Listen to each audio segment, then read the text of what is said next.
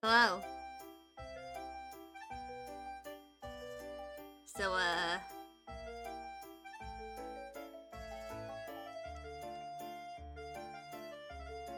I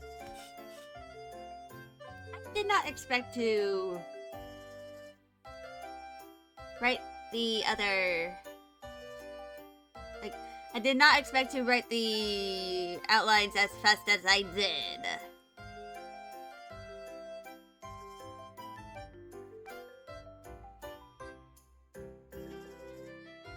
Like, I honestly thought, yeah, I can probably do all of these within in a week. It hasn't even... We're only halfway through the week, and I only have 2 more chapters to outline.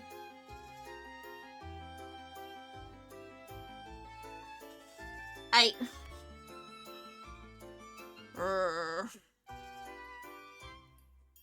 didn't expect this to happen. But I did take my Adderall. Also, apparently my appointment for tomorrow has been moved to telehealth. So I don't have to leave my house. I'm still not gonna stream. Because I have... Because of that commitment. Like, that appointment happens during the time that I usually go live. So... Yeah, I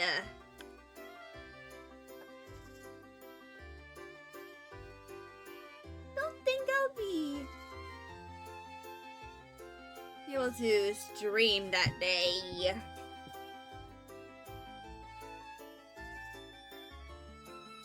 But something I might be able to do. Keyword might. Is that I can do some stuff related to my streaming on that day. Just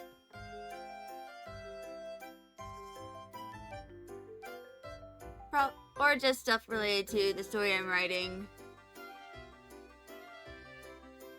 Cause I wrote my to-do list for my next few art streams.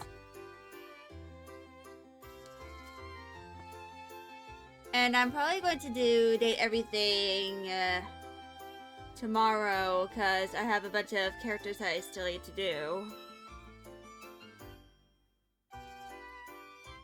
The main ones being the ones I wasn't able to complete last time. Yeah, and also, something I'd like to mention is, let me just switch that from the Mamacita.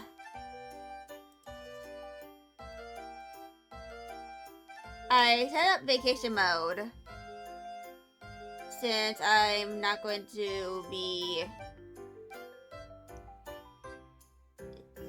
you know, using my usual schedule for a good chunk of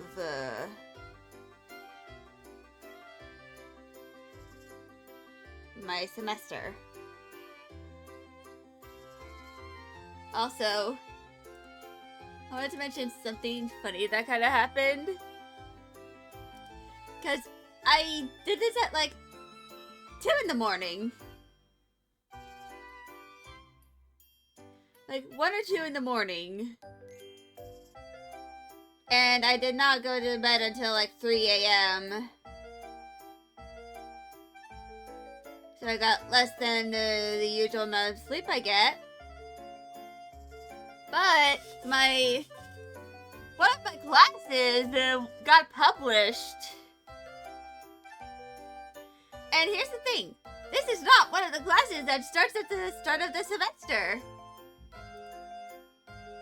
There is more than a month. I have more than a month until that class begins.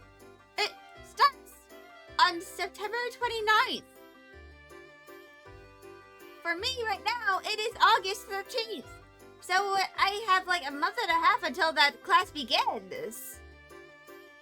And the professor published the class that's on Canvas. So I was able to look at the syllabus. And I was able to get the textbook ordered. It's going to arrive on Friday. Yeah, I believe. And y'all want to know something? The textbook was on sale. And I'm not talking about like a 10-20% off of sale. 78% off. It was like 30-something bucks for a physical copy. The ebook version was more expensive than the fucking physical version. So I asked my mom to buy the paperback copy for me. And while I did have the temptation of like, oh, I can get some of these assignments done early,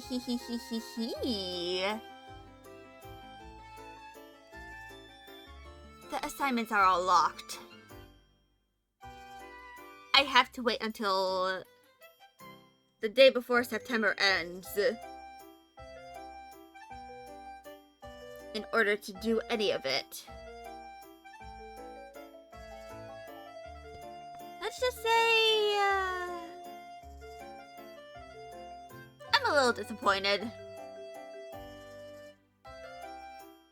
that I'm not able to get a jump start on those assignments.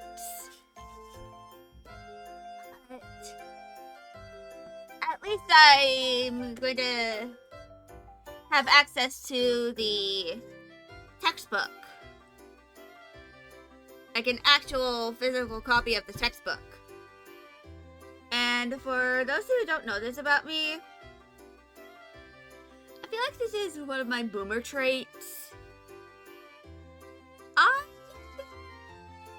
hate electronic copies of books.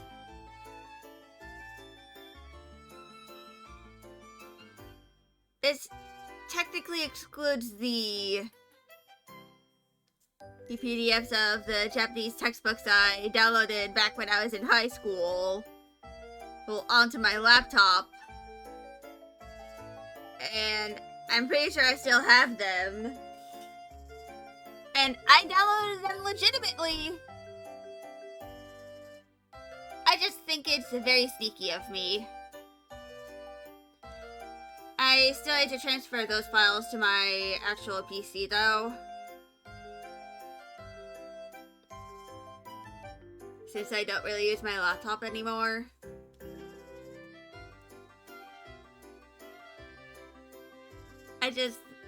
I'm pretty sure back when I was like in high school, like 18-year-old me was just like, hee. I can download this and nobody would be the wiser. And I can still have access to these textbooks after I graduate. Though, to be fair, I'd also be fine if I was able to, like, buy a physical copy of those textbooks. And the reason why I prefer the physical version of textbooks, it's kind of just,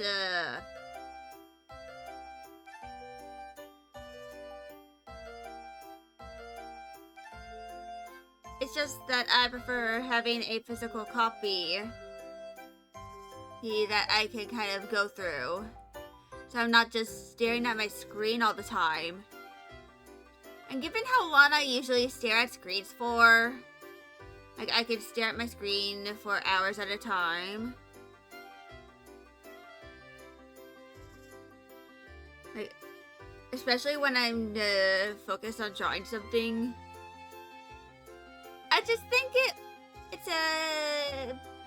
it gives my eyes a break from all the blue lights of the screen.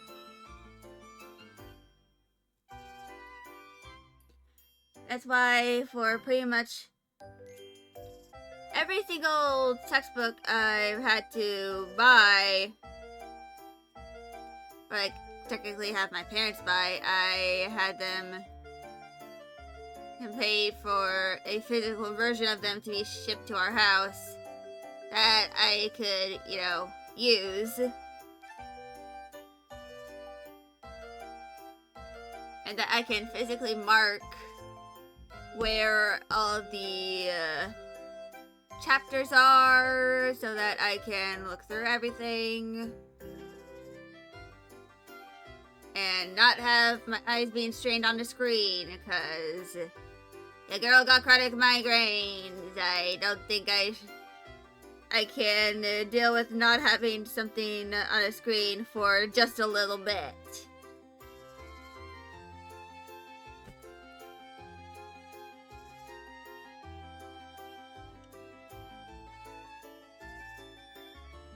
But that's probably just my boomer trait.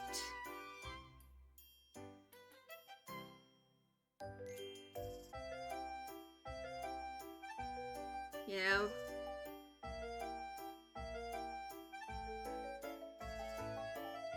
Just, I think that's probably, like, my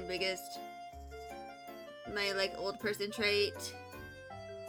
Like, a trait I'd probably share with, like, someone's grandparents. That I prefer physical copies of the textbooks that I'm using for my college classes than a digital copy.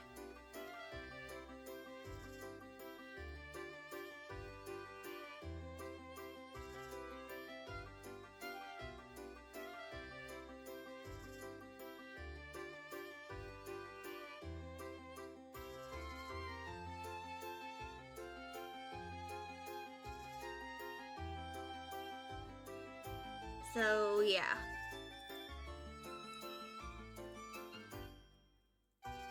That is going to be what that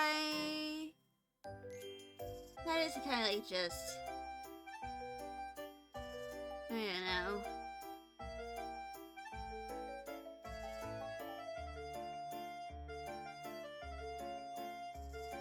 Yeah. I should probably stop yapping my mouth off. But honestly, given how long it takes me to write these outlines, I feel like I've earned the ability to yap for like 15 minutes before I start writing. Because these, surprisingly enough, don't take much time at all. It's just the actual writing of the chapters that takes like 4 hours. Well, technically it takes me up to 8 hours. There's just on different days because my brain gets fried. And if I am writing a single chapter for like 4 hours straight.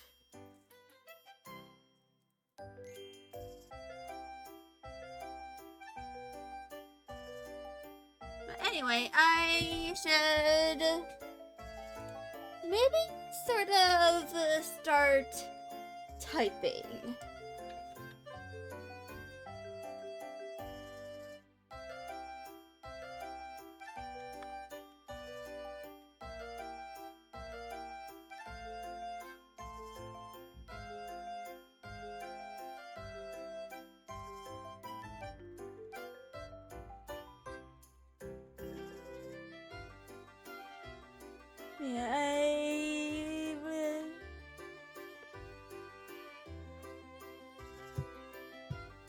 So I did change the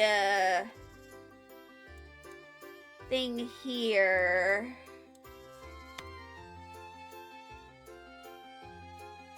So that it kind of fits more with the way I wrote the previous chapter. Also, I have no cats. My itty bitty calico had some zoomies, so I let her out of my room for her to go zoom zoom zoom.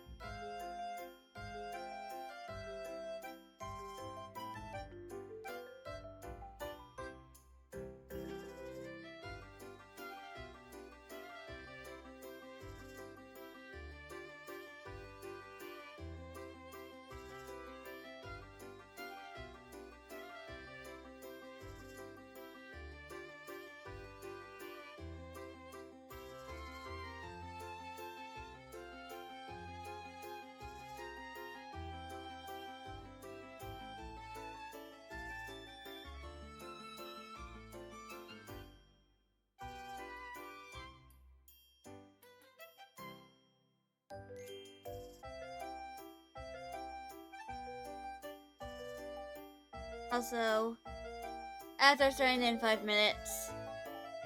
So,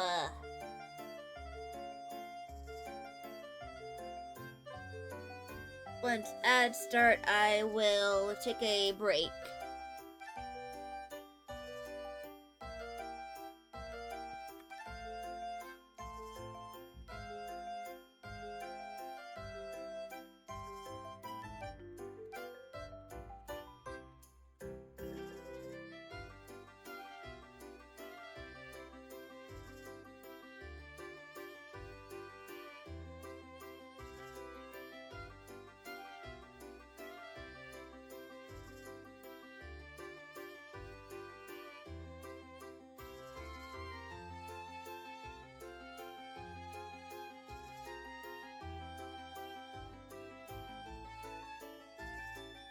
Your ad is about to start. Yes, I know.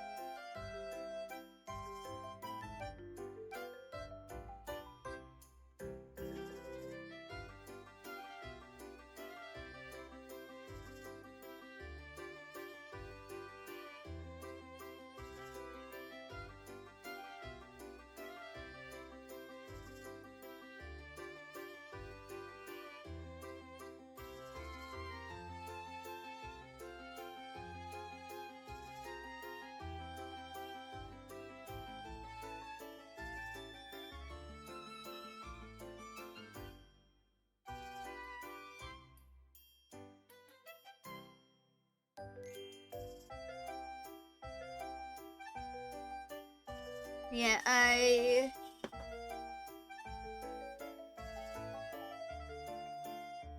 kind of,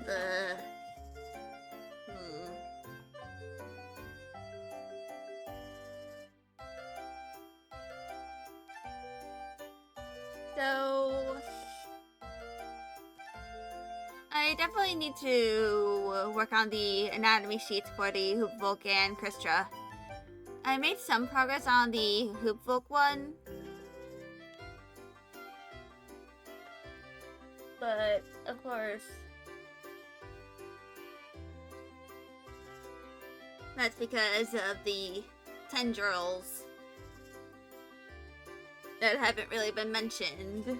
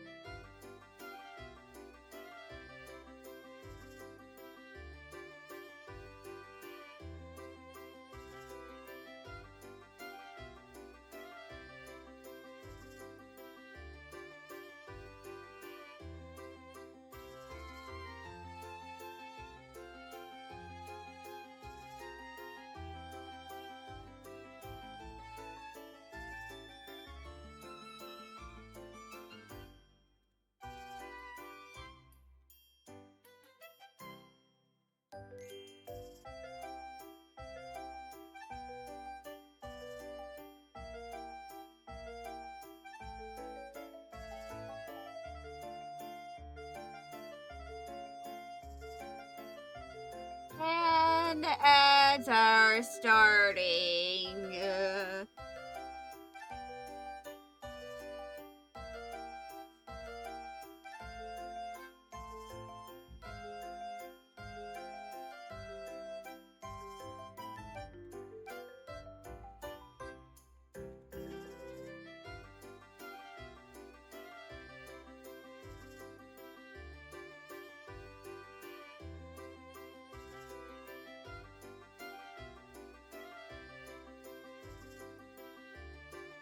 But, yeah.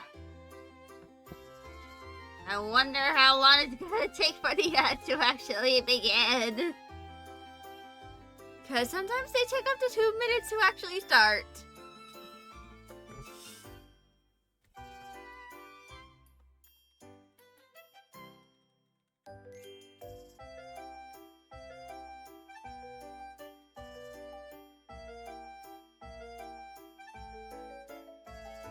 And I was in the middle of writing a sentence when they began. So I'm just gonna chill here until ads end, cause I am not going to write when any one person in chat is likely in ad jail. It just ain't fair.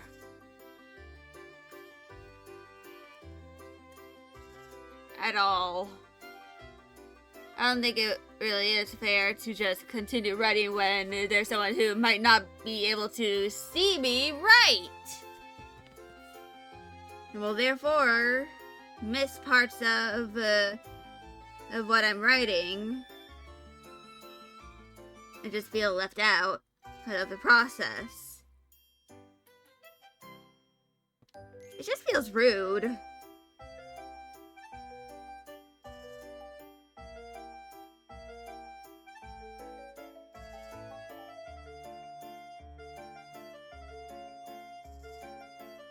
Yeah.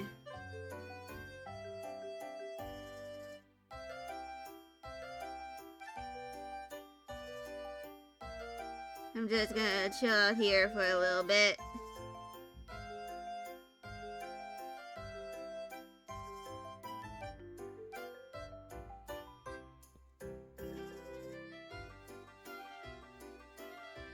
Yeah. I eventually will need to kind of further explain Vulcan anatomy and make more progress on that anatomy sheet. Because that is part of world building, baby!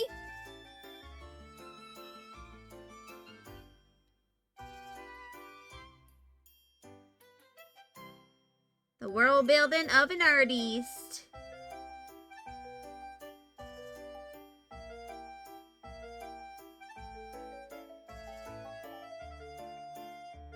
Yeah. Hold on.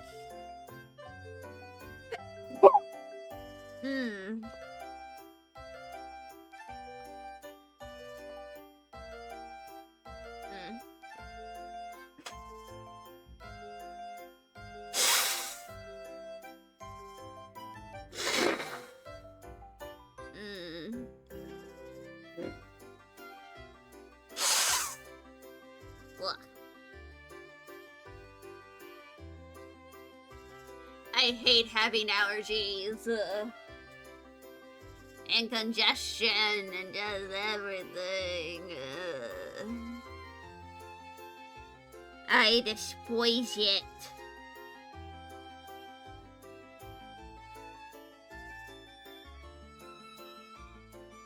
Cause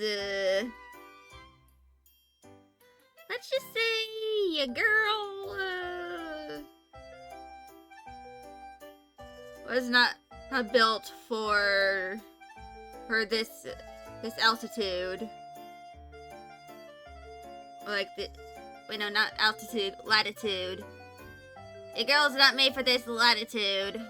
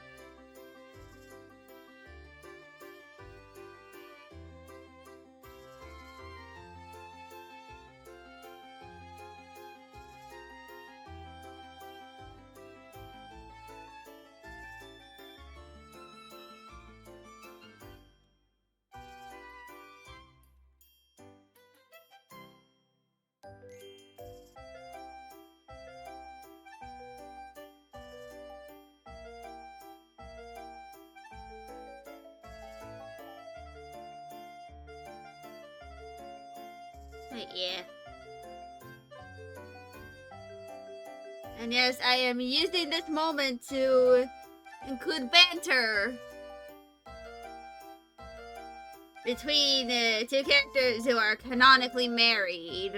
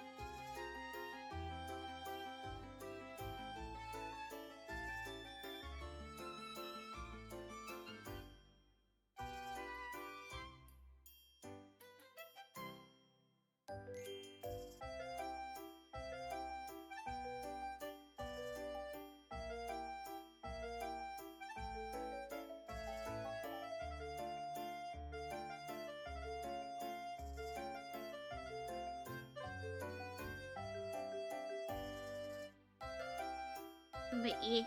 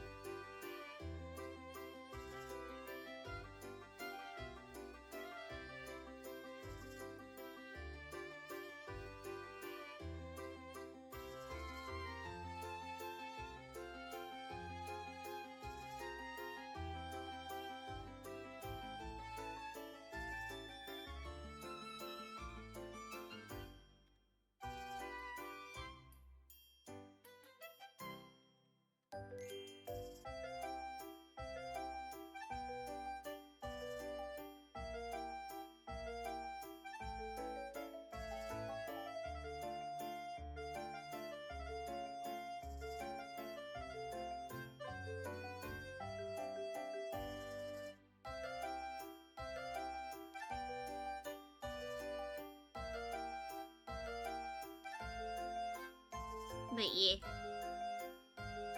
I'm just,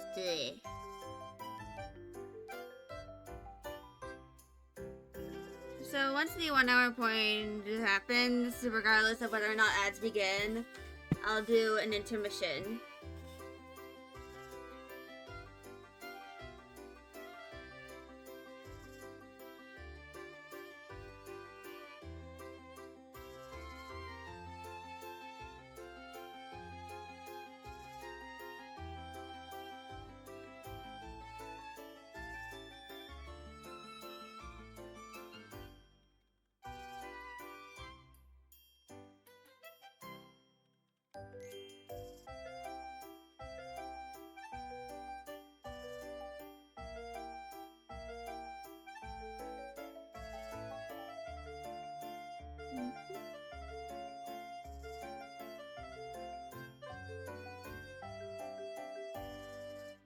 Yeah.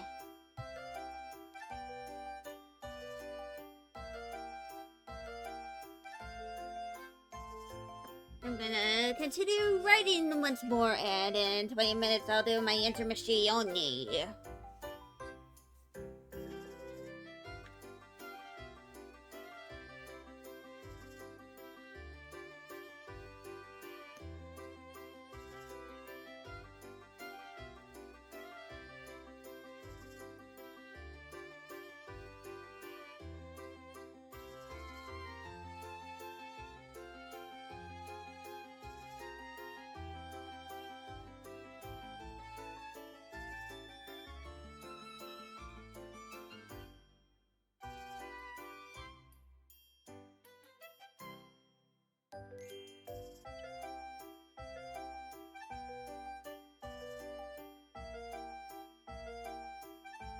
And yes, I am going to imply here that... So... I'd like to mention that Dahlia... Most of her clothing doesn't have, like the holes described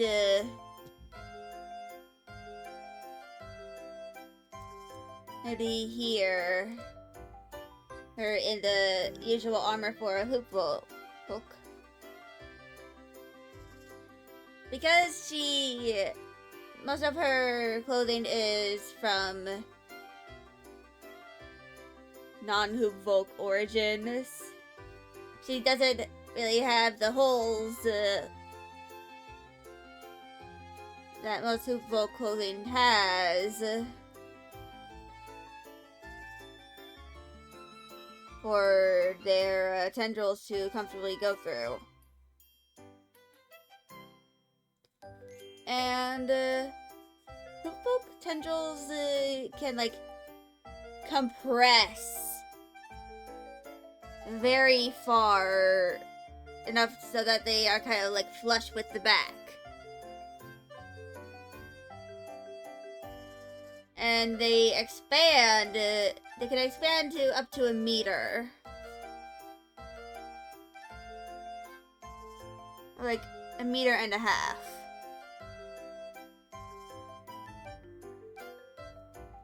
Depending on how much they expand it, but the longer the tendril is expanded, the thinner it gets.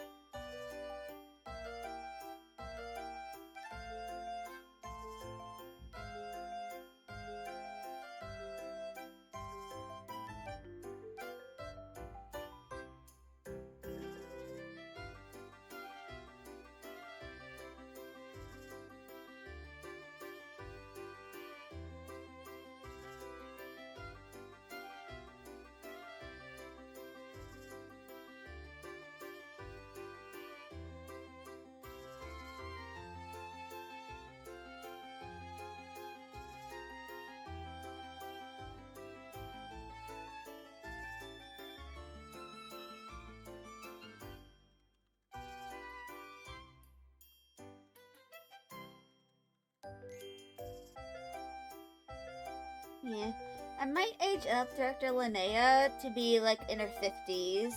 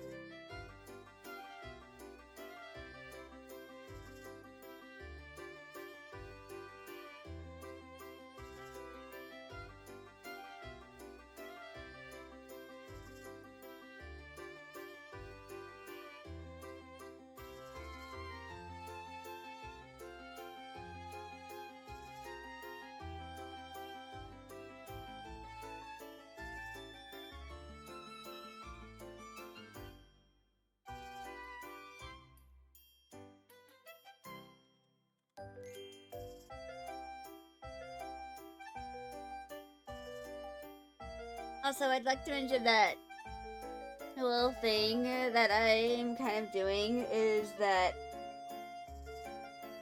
most of the characters here wear pants.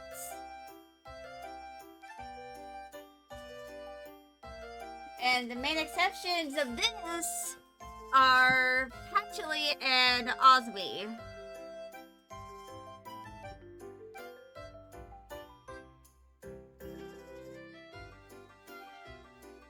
And that's just because I can.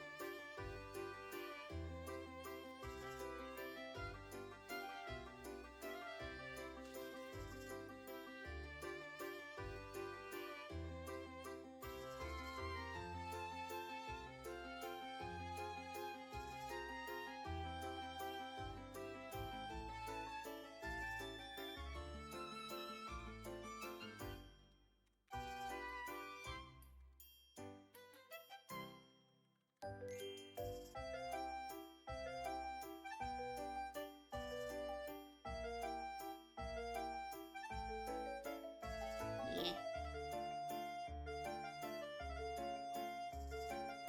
So in like 10 minutes I'll start my intermission.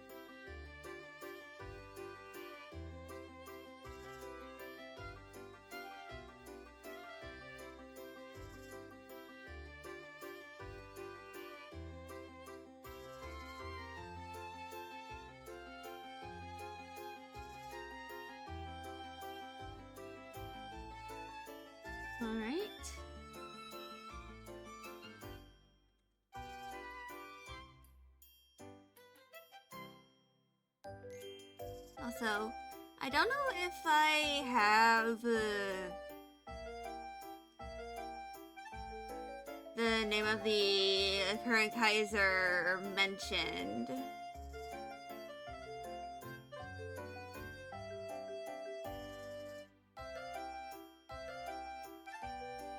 Okay, I did not. So we're gonna continue.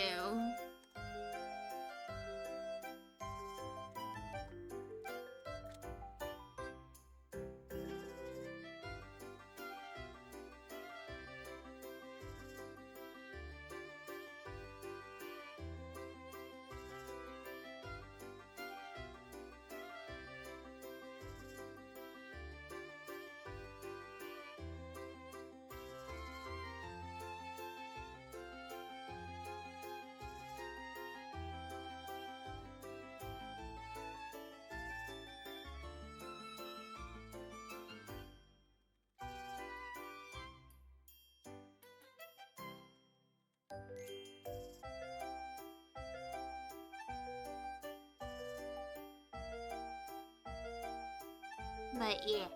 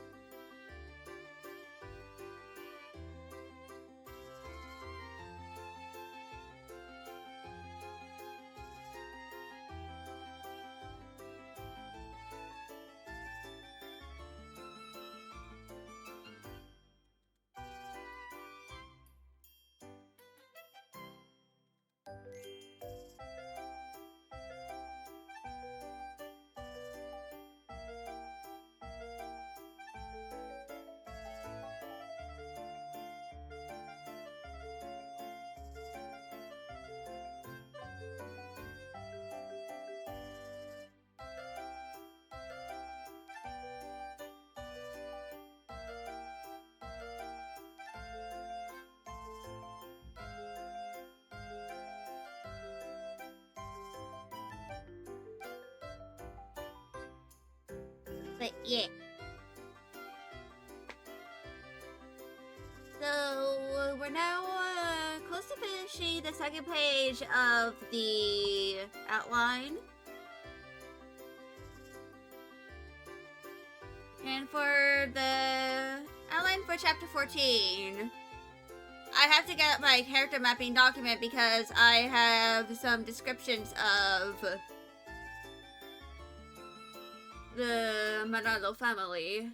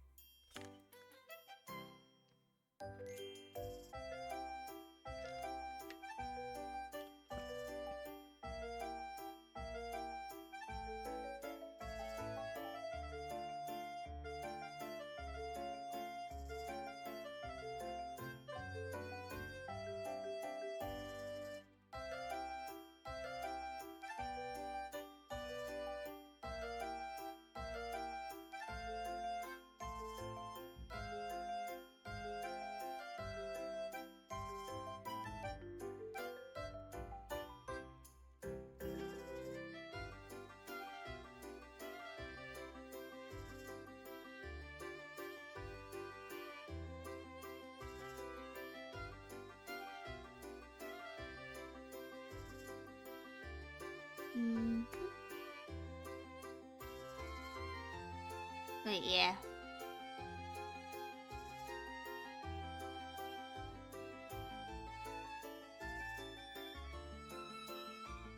I'm just gonna... I'm going to save here because ads are going to be starting in about 2.5 minutes.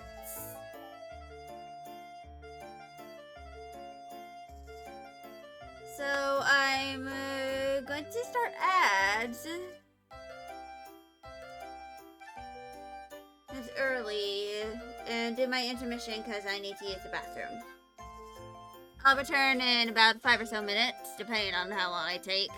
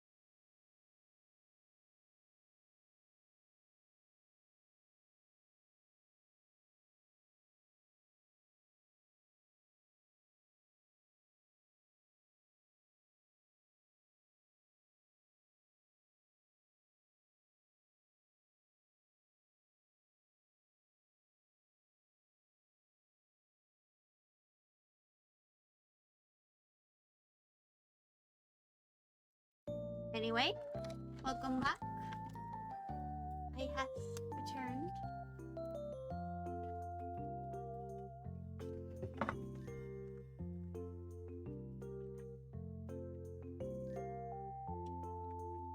But I am getting pretty close to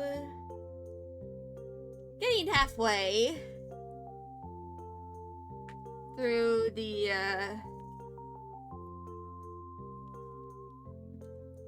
story when it comes to the outlines and stuff. So I think I'm going to before I continue to write, like, flesh out the chapters and all that, I'm going to be trying to write all 33 of like the rest of the 33 chapter outlines. Which, as I'm on chapter 13, I have plenty more to go, and after I finish the final chapter of this arc, I'll have 19 more. Which, as a recall, there are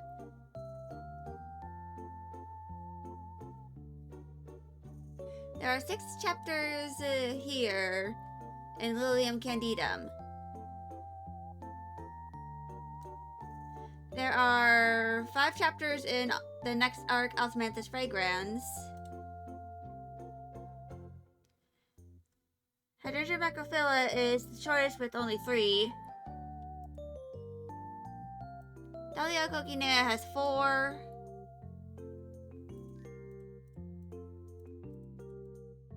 And Pogosum Cablin is the longest with 7.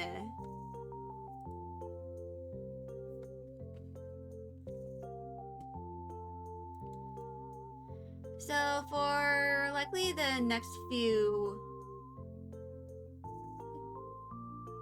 like for the rest of my writing streams, I'm going to be working almost exclusively on either outlines or rewrites for certain chapters.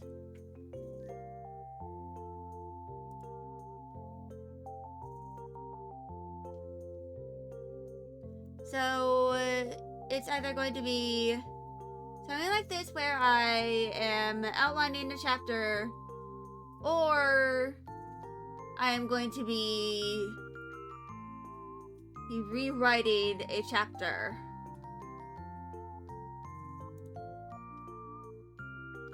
Because in like 2.5 weeks I have a collab. Like my first ever collab, and we are going to kind of be reciting the first chapter. But there's been a lot of changes in the script, so I want to try and reflect those in making the second draft. And then I'll send the file to the group chat so that can be shown.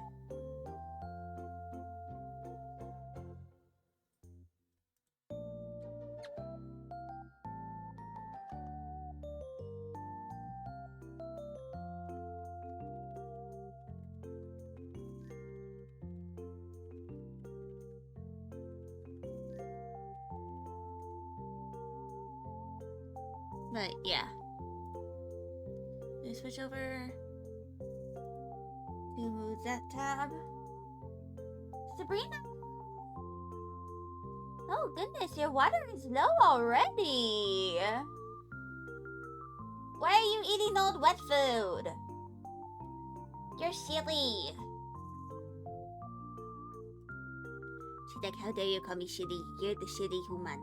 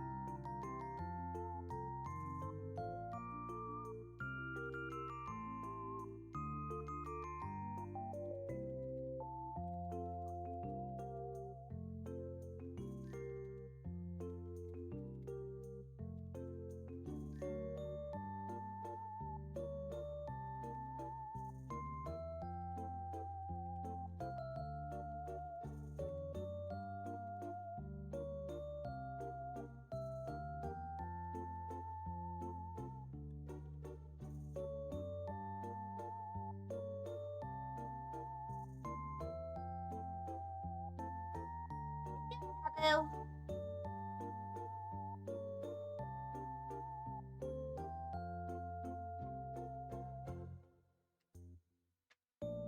Bury something while not even pawing at the litter. How are you so silly? What are you doing? What are you doing, you silly girl?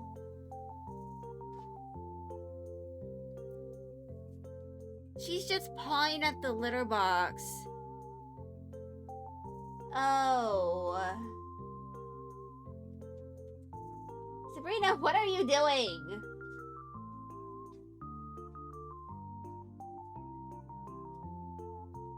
You're very silly.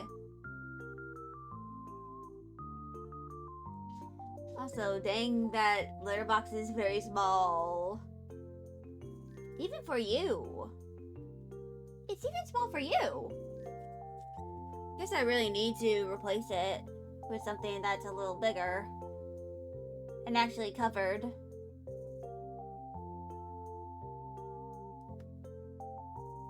Maybe I'll put a litter box on my throne. I don't know.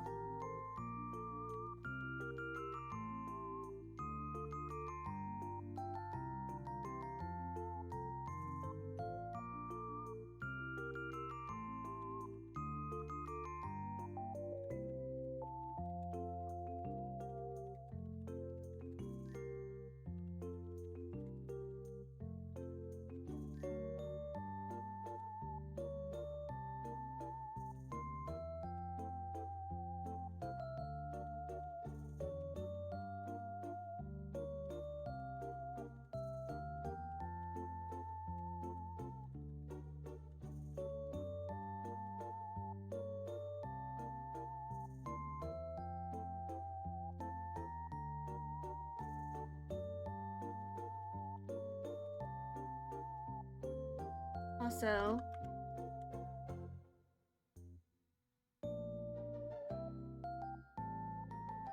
and insert an image of this bad boy. And yes, for anyone wondering why it looks so kind of different, I wanted to kind of show a little bit of visual interest in the ring specifically. It's probably not the best way for me to kind of draw metal, but better than nothing at all.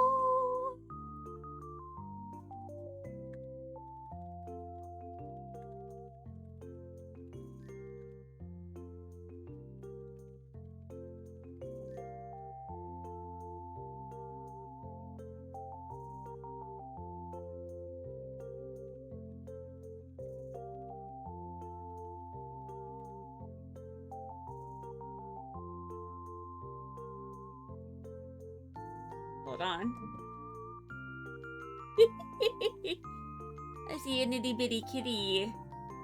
You walking over to the big old tree. Damn, some of those branches are really low. Those need to be trimmed.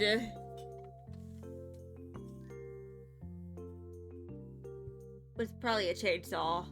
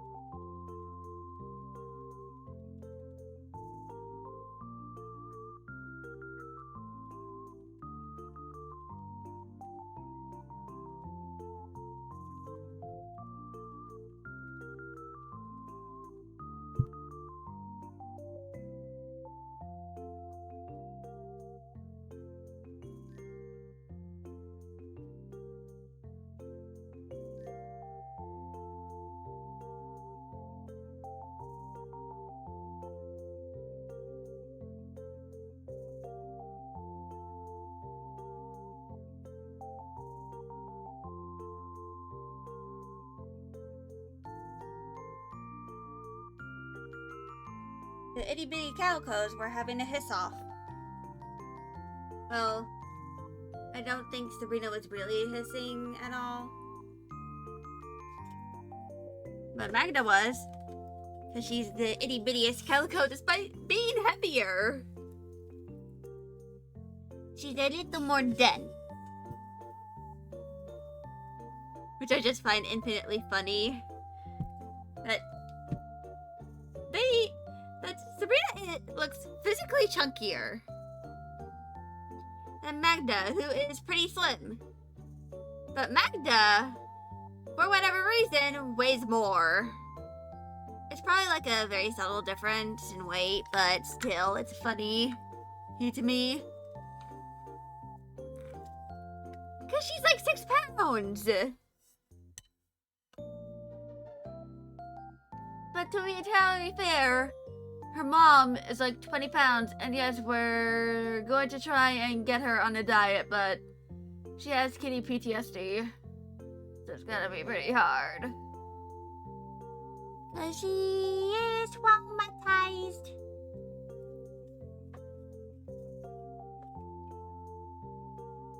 From being a super cat.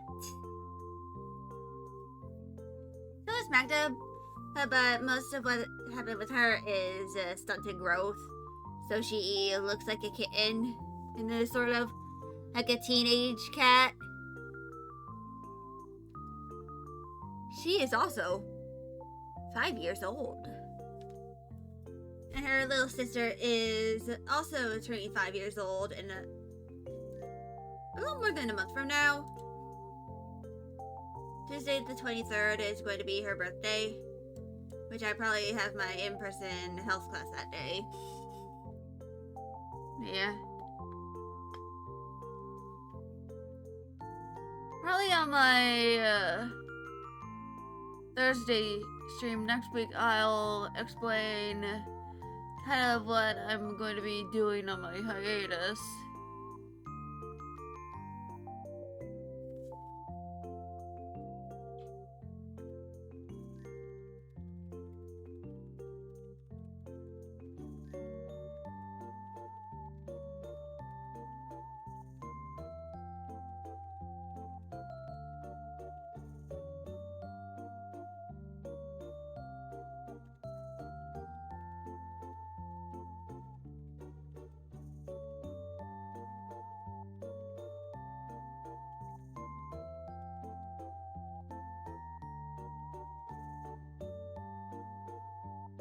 And yes, this is probably going to be the most unhinged thing that I'm ever going to write in an outline. I've written worse than this. But I think I'm going to screenshot it and have it be kind of a highlight of like the writing process.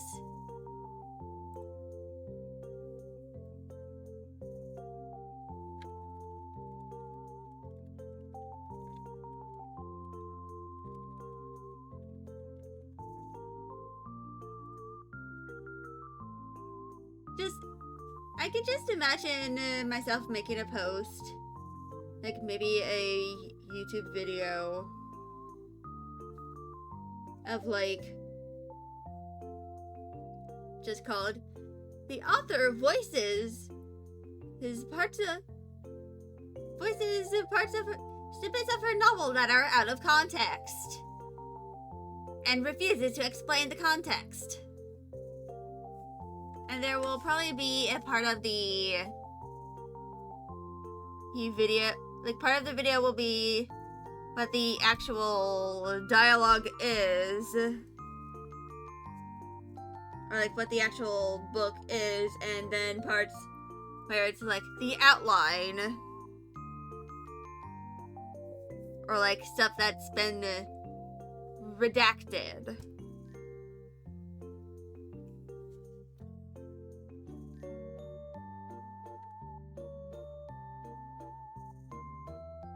But yeah.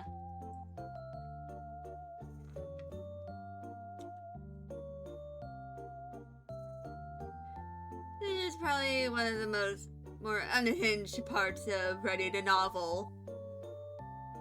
Writing weird descriptors. Luckily, this is just a work in progress that's probably not going to be done until the end of the decade. In terms of like the actual full book.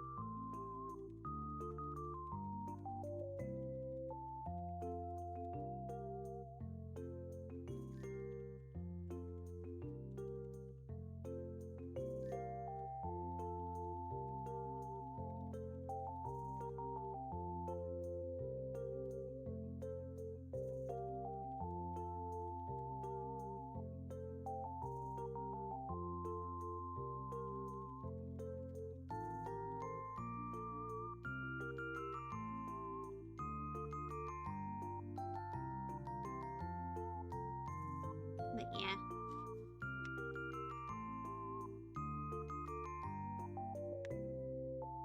Also, ads are in 5 minutes, everyone.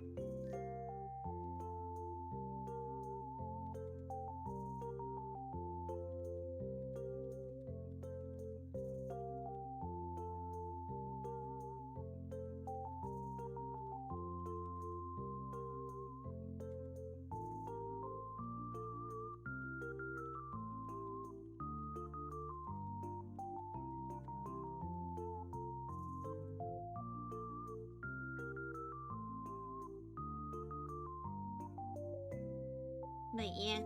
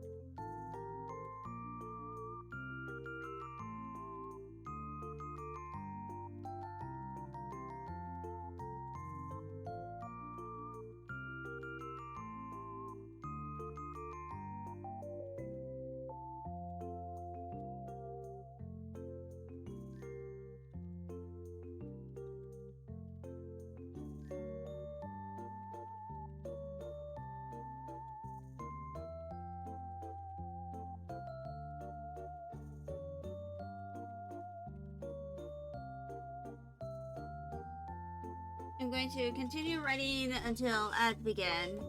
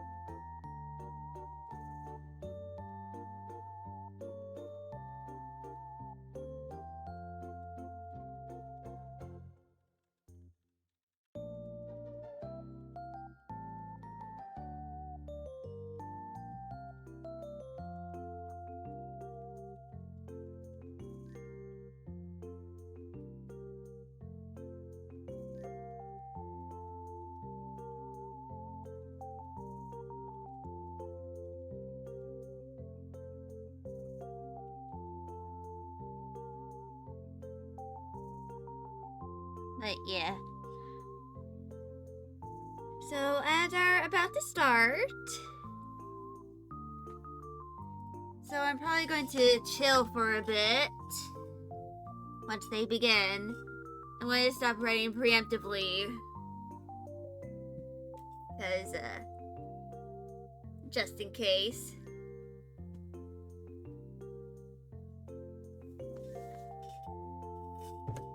Yeah. And ads have started once again. I probably need to eventually make a custom message for the Sari bot.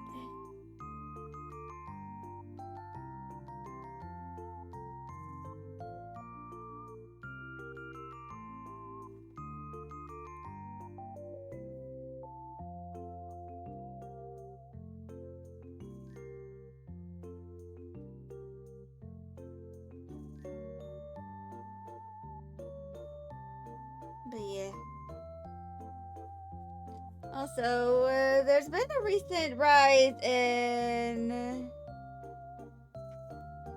like bots on Tumblr once again, which is kind of something that happens periodically. But the ones I've seen are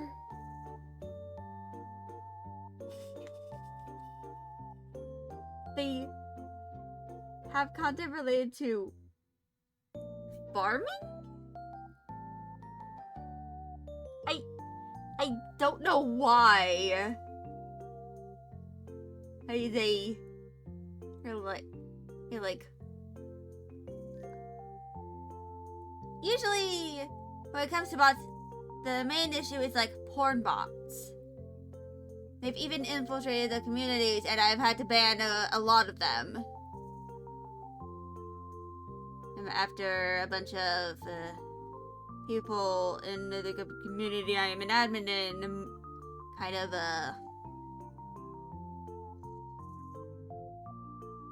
have to report the bots. And usually a member of the mod team, more admins, it's often me. He has to remove them. But recently, like starting yesterday, the bots, instead of being like, you know, porn, like basically posting links to porn, they're posting videos about tractors and farming equipment. I wish I had an explanation as to why this is. I do not know. I do not know why the hell that the bots have changed their strategy from what they used to be for years to farming.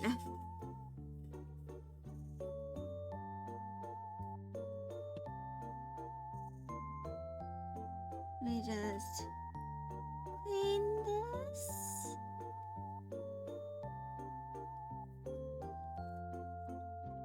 There we go. I accidentally turned the knob that increases the brightness of my webcam up pretty high. I am full of regret.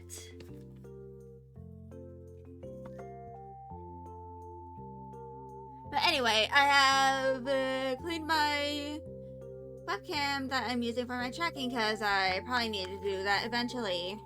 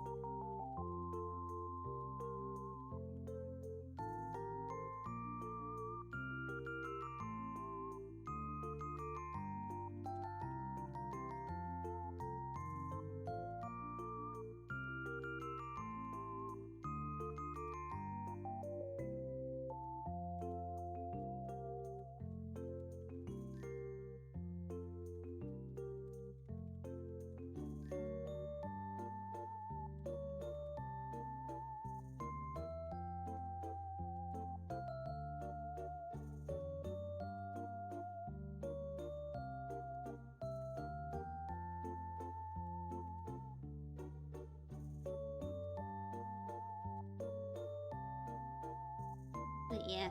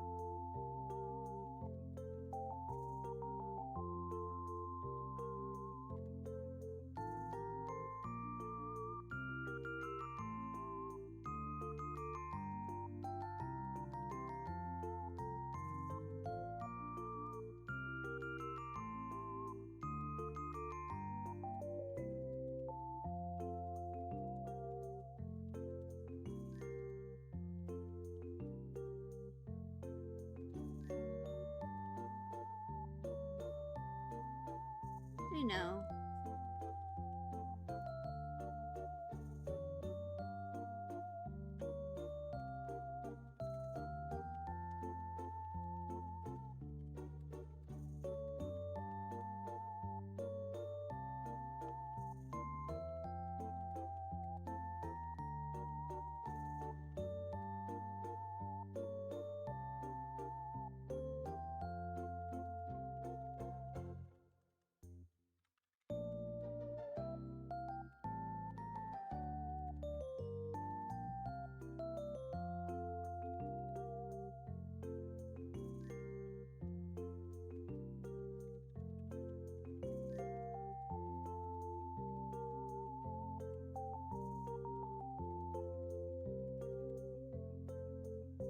Hold on.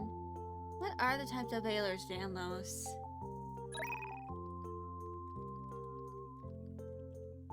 Types of Ehlers-Danlos.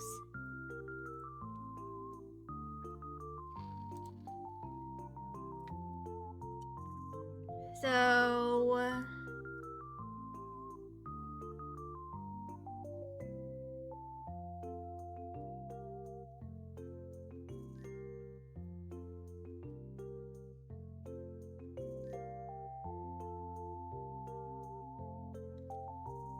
So apparently the most common form of Ehlers-Danlos syndrome is hypermobile Ehlers-Danlos, which is referred to as a lowercase h EDS.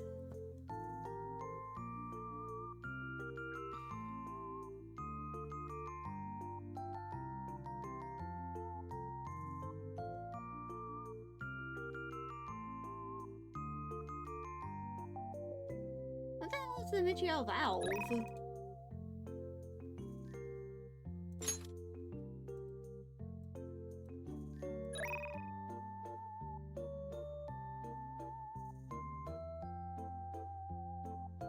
Oh. It's one of the 4 valves in the heart, located between the upper left chamber and the lower left chamber of the heart, which are the left atrium and ventricle. It's to make sure that the valve... It's to make sure that blood flows in the correct directions.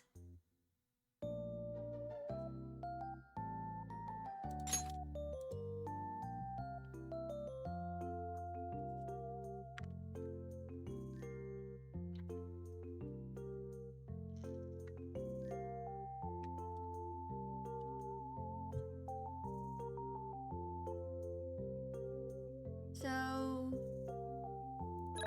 Hold on. Okay, how was it named? Okay, it was named after 2 physicians, Edvard Ehlers and Henry Alexandra Danlos.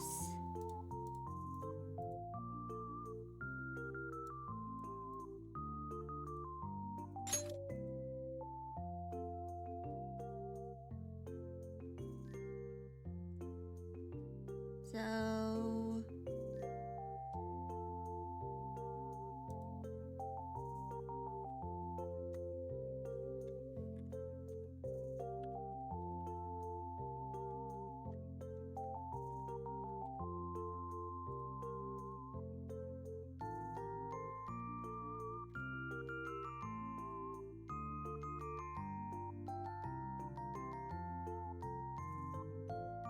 So, according to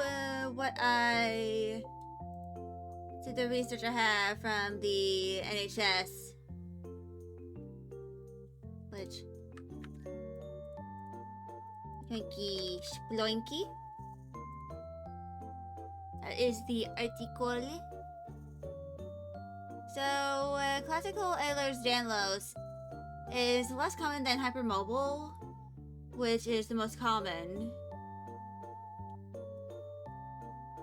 And it mostly affects the skin, which leads to it being stretchy and fragile, and it can split pretty easily, especially over the forehead, knees, shins, and elbows. And it's also very smooth and velvety, but it bruises easily. along with having wounds that are very slow to heal and leave white scars. Which, given the scar on Fennel's jaw, that kind of extends to his cheek, being pretty wide, it kind of makes sense.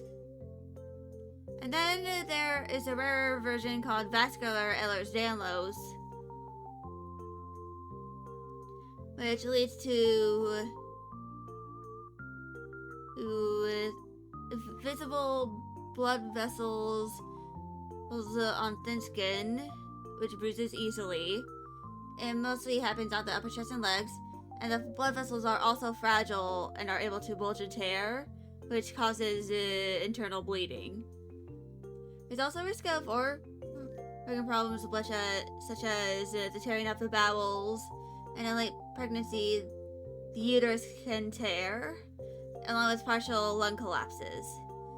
There's also hypermobile fingers and toes, unusual facial features such as thin nose and lips, large eyes, and small earlobes, varicose veins, and delayed wound healing. So, varicose veins are swollen, twisted veins under the skin, usually on the legs.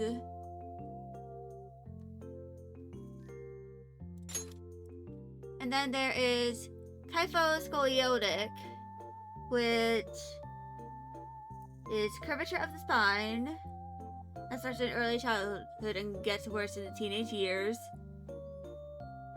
Joint hypermobility, loose unstable joints that dislocate easily, and hypotonia, which is weak muscle tone from childhood.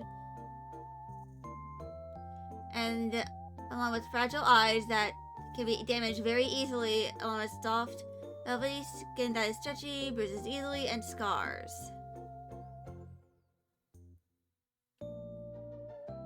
And there is a different condition that doesn't have, that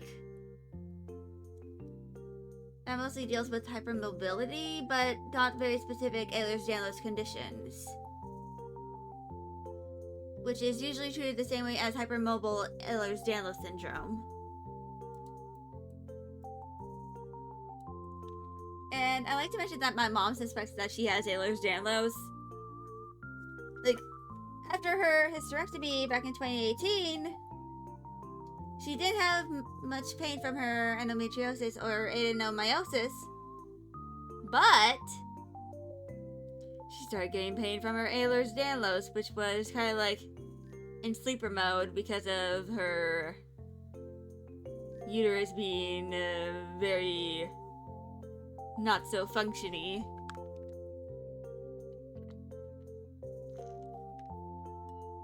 So, from what I'm looking at, in terms of all the versions of Ehlers-Danlos, the one I likely have is hypermobile. But I'm going to save this under writing and medical stuff. Which, the funny thing is, for anyone wondering why the hell do you have a folder in your writing folder for your bookmarks called medical stuff? It's simple. Sometimes I give characters medical conditions because that's a part of life. So, I have, along with the recently added Ehlers-Danlos syndromes, I have fruit allergy, oral allergy syndrome, hypoglycemia, iron deficiency anemia from 2 different sources, and then thoracic endometriosis from one fanfiction Fortress Forwards I wrote. But anyway, I'm going to continue writing.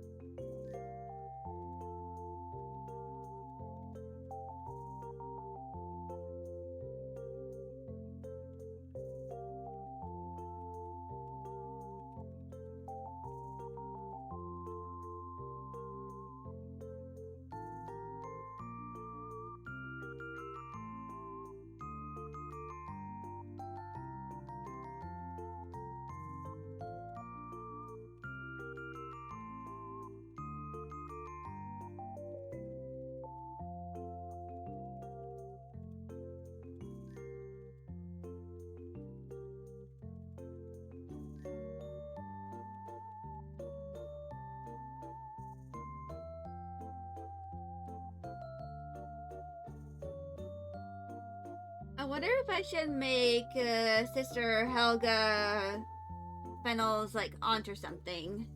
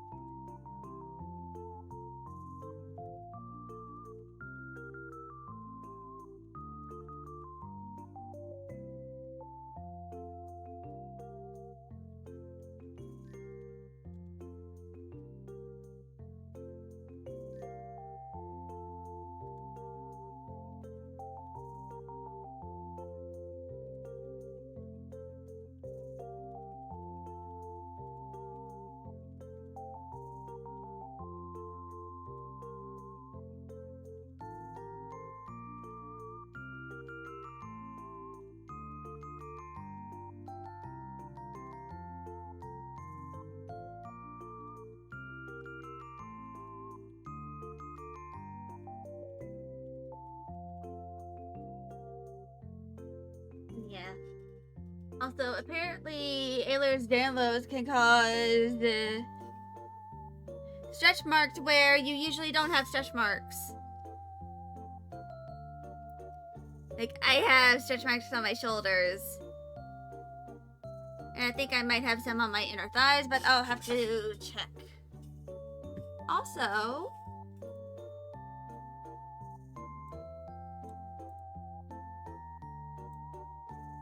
I'm going to cut that, save this, and then I'm going to put it in the... I'm going to replace the...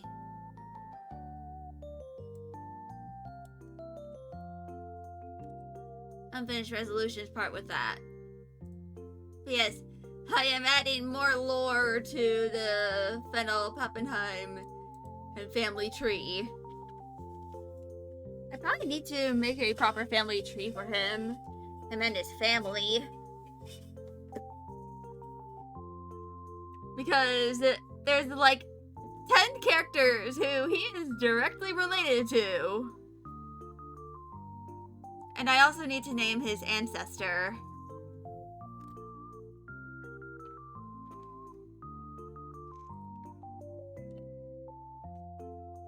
Maybe make his ancestor a reference to Joan of Arc, maybe? I don't know. Yeah, we're almost halfway through the stream. And ironically enough, I've just been working on this. Which means I might just be able to do just all the writing today.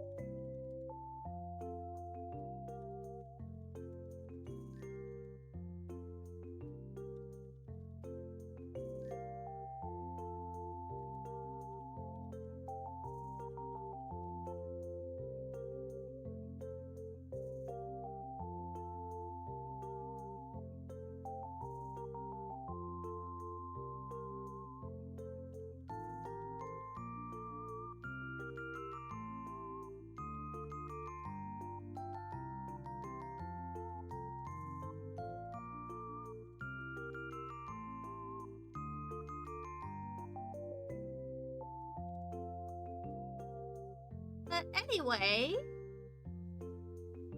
that is going to be the end of that chapter's outline.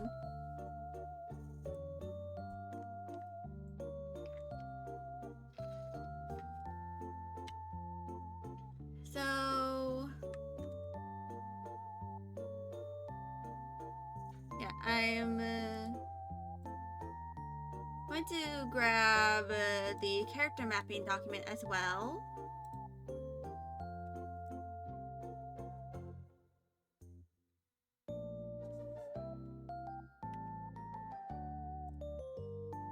Which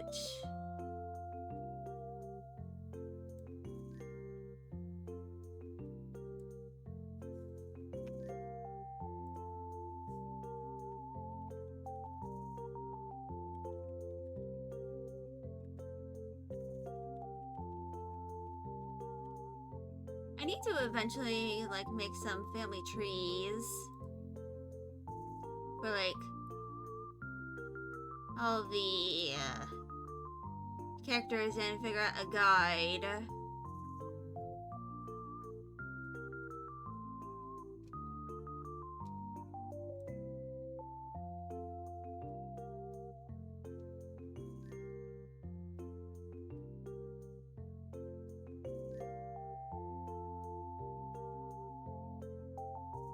And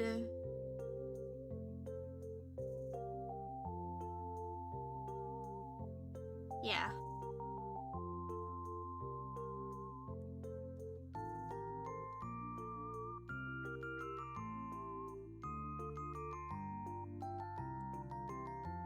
So I can close that since I took that screenshot.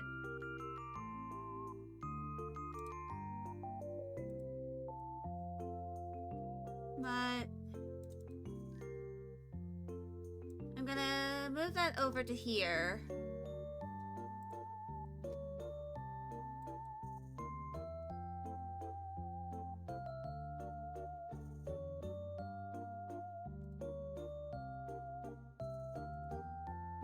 And I'm going to take this time to do my intermission. And then I'll be able to start writing in this chapter, which is kind of a tonal shift chapter. Therefore, we're going into the Osmanthus Fragrance chapter, which is like the second shortest arc. Like next to hydrangeas.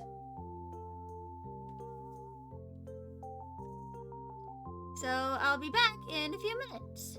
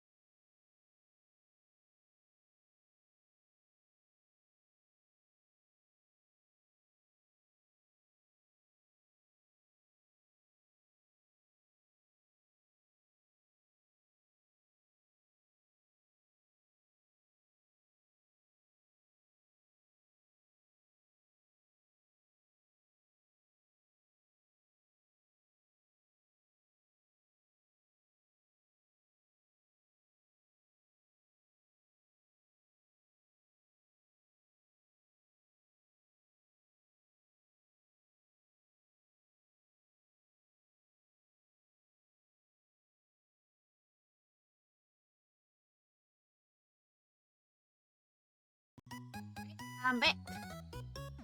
Everybody young. And so I'm gonna pick up my image and start writing.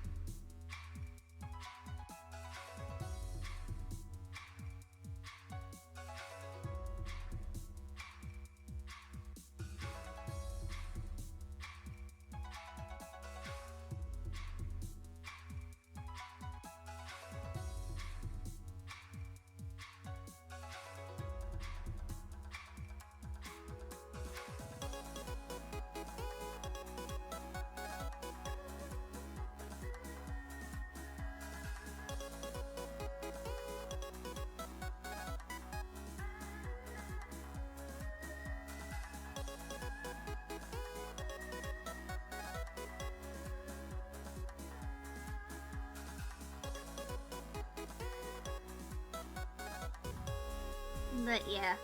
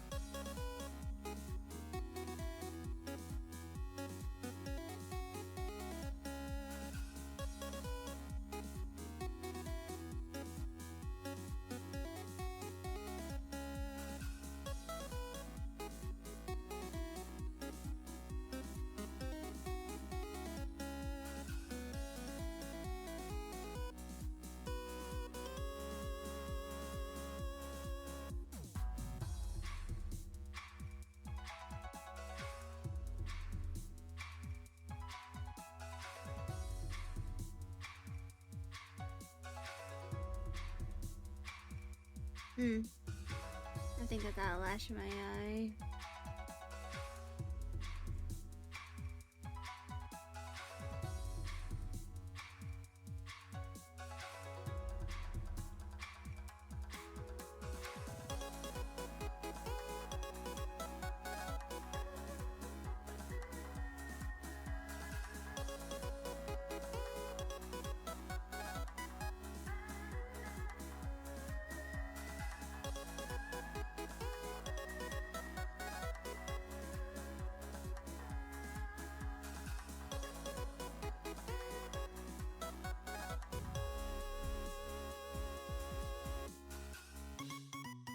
Also, I'm probably going to make a few, like,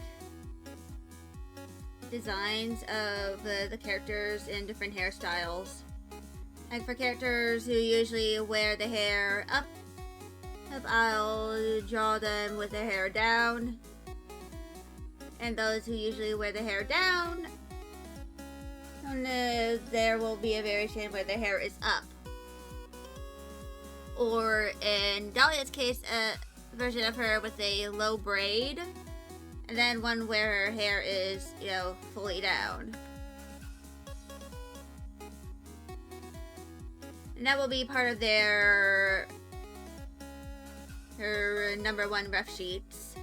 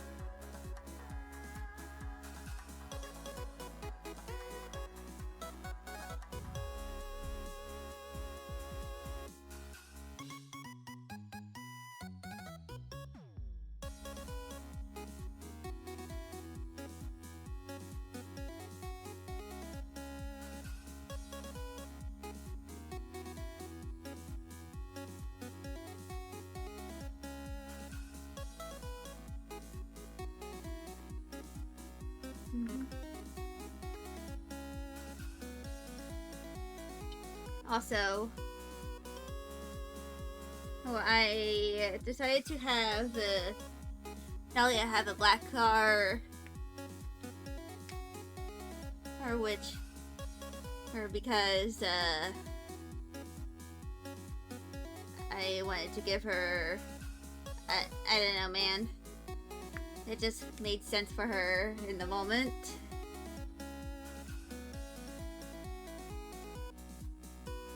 Actually, hold on.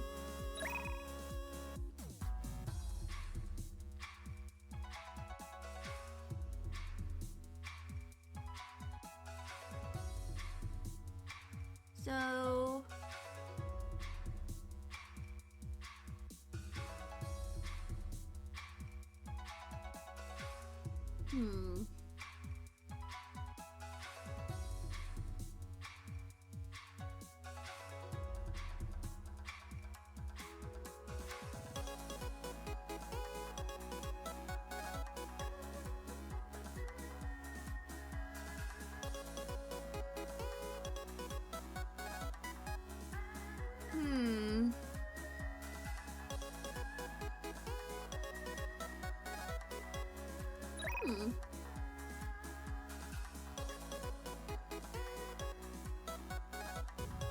That's interesting.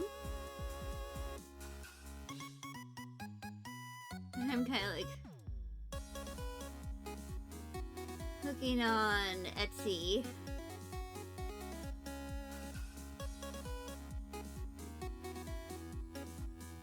For stuff.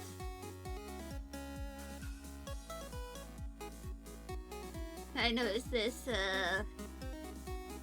he's like, review mirror decor or figurine is like little calicos just laying down on it.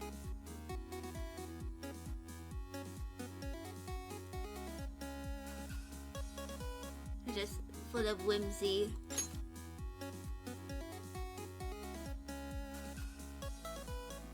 And I'd like to mention that I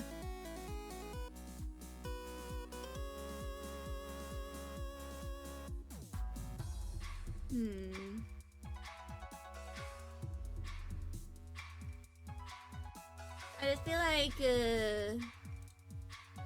when it comes to Dahlia, her car would probably be like on the outside very plain, maybe like a car magnet hit or two of like something basic that helps her know that it is her car. That the inside is a little more decorated with some more sentimental stuff.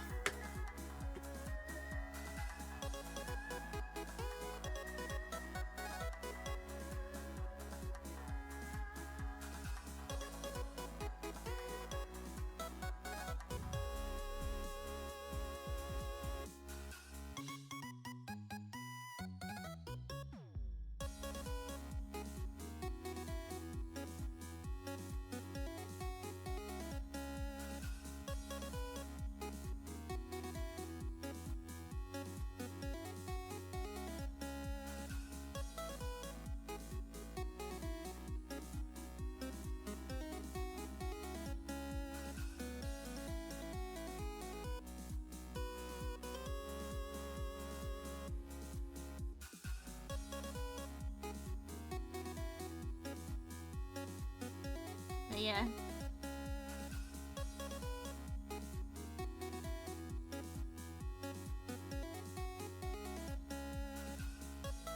I'm looking at this, like,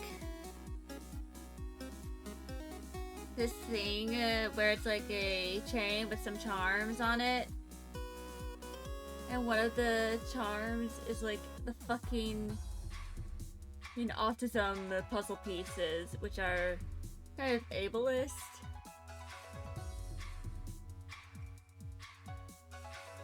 So,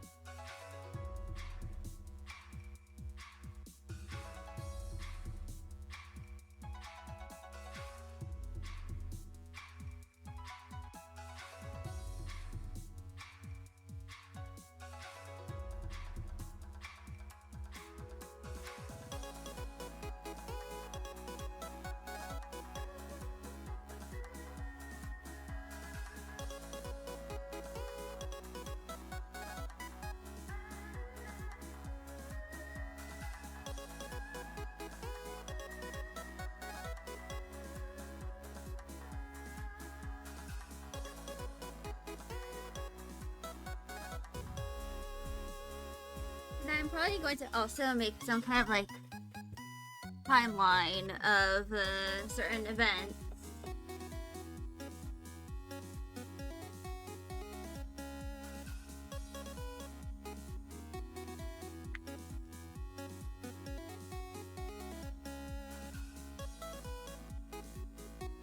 For like mostly stuff that happens before the story, but maybe some stuff that happens during the novel as well.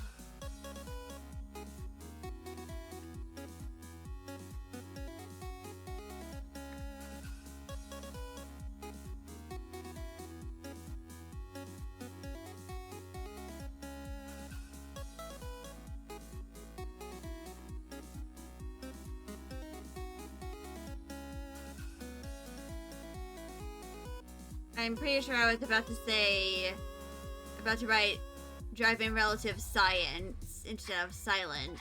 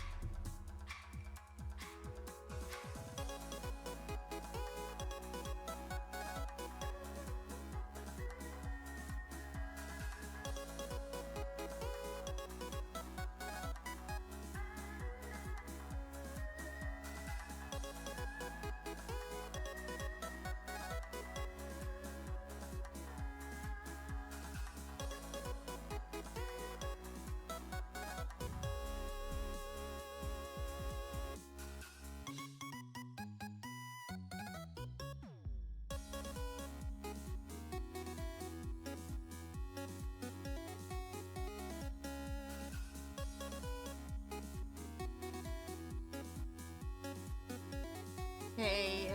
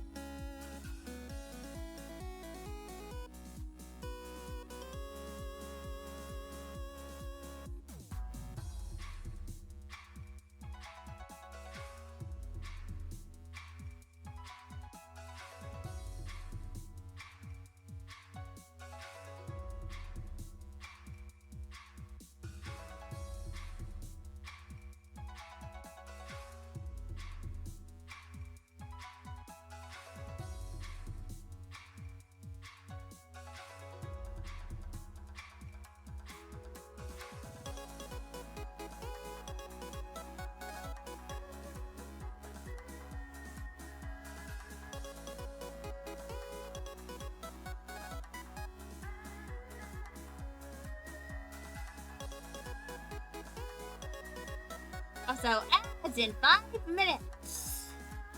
Once again.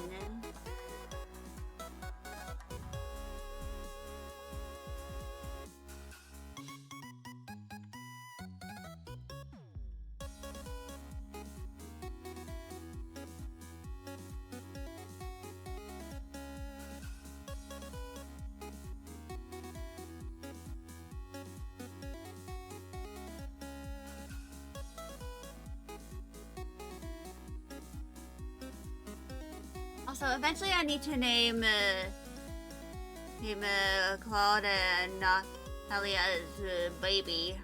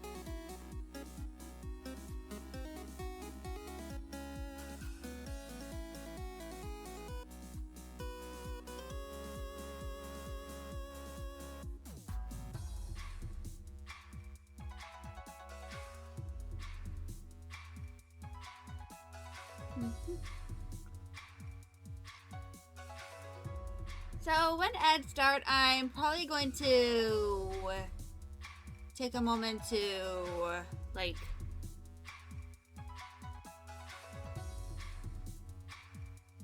refill my water.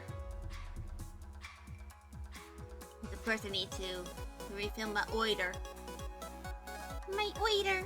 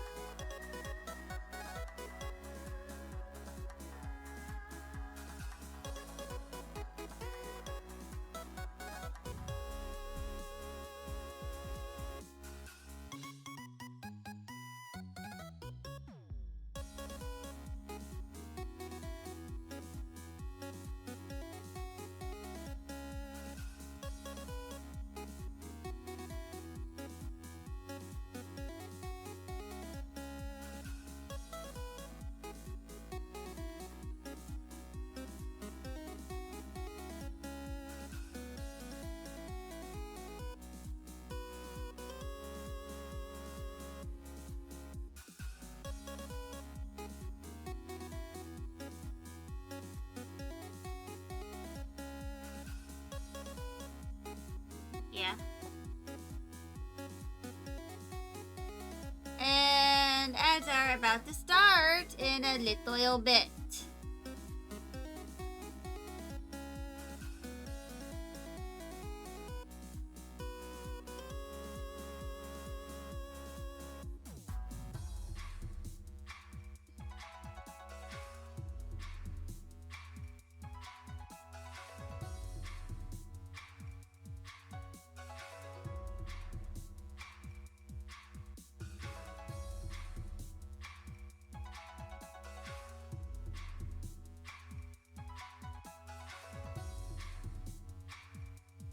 And this chapter is going to be relatively short because it's kind of like just the tonal shift chapter. Also, hello, Edis.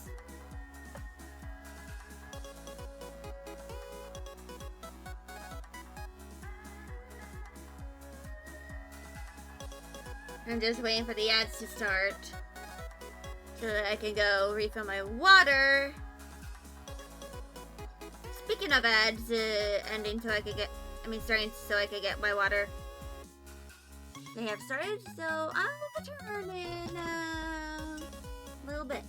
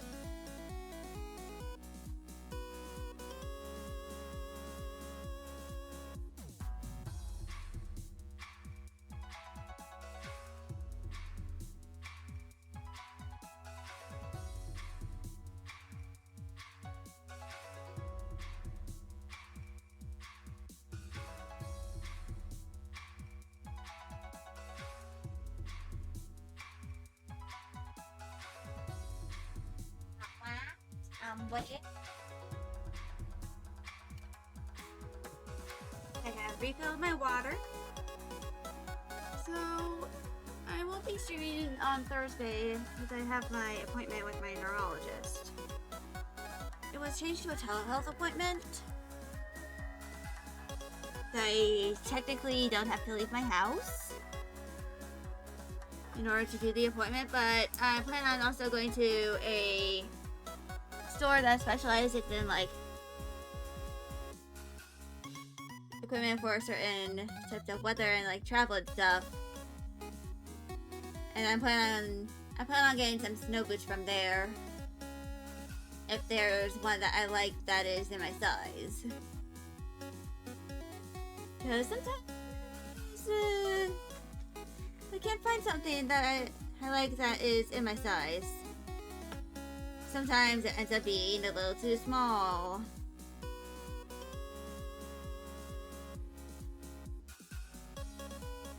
But yeah.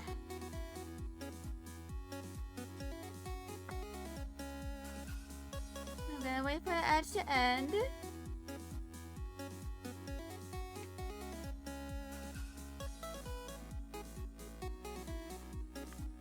And ads are now over, so I'm going to continue writing.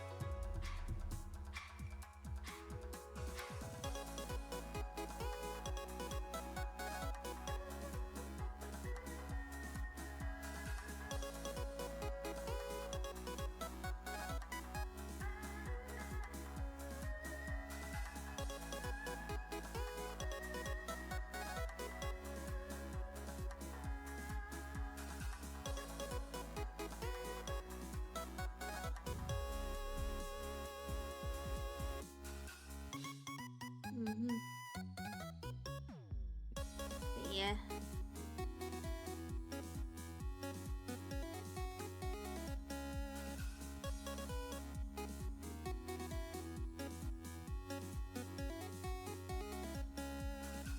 But yeah.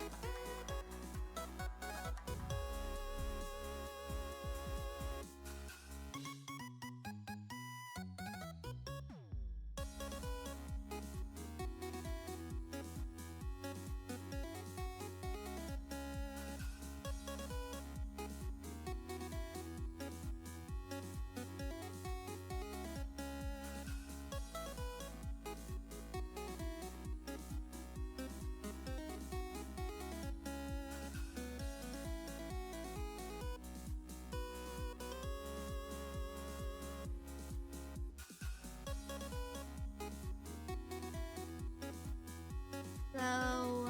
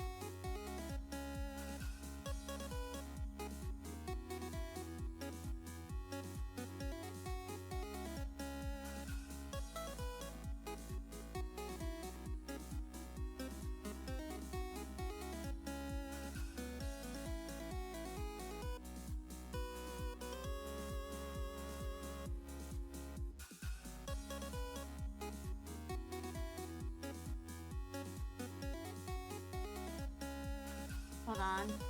How did I write Melia's name? Okay.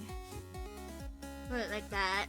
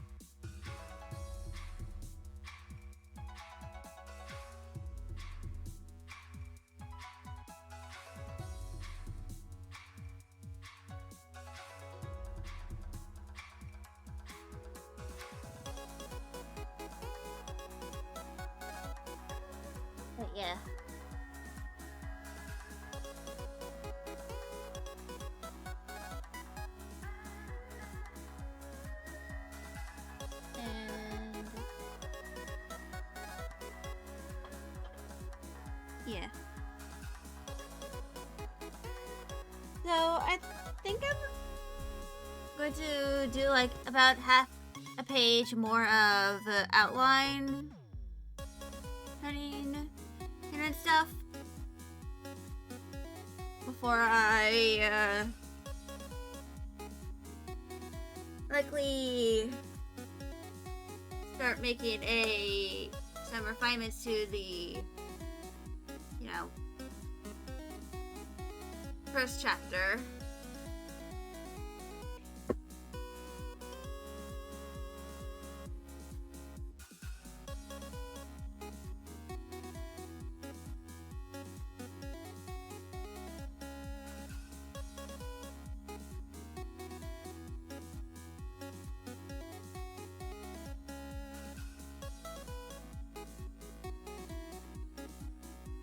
So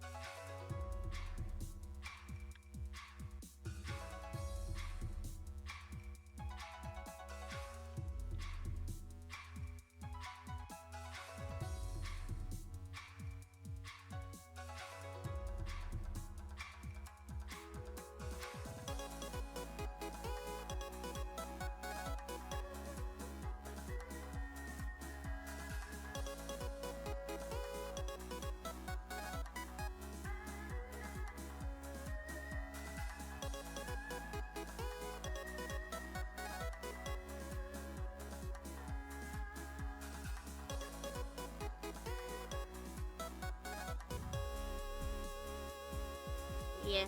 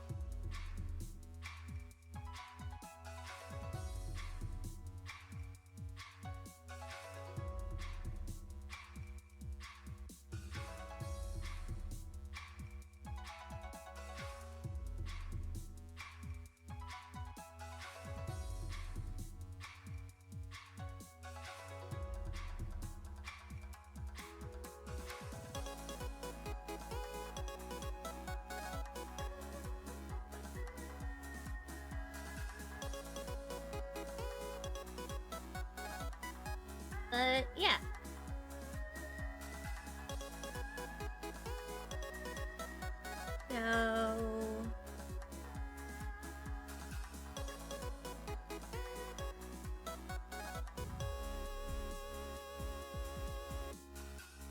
I'm going to insert the Leon Candy Dumb section break.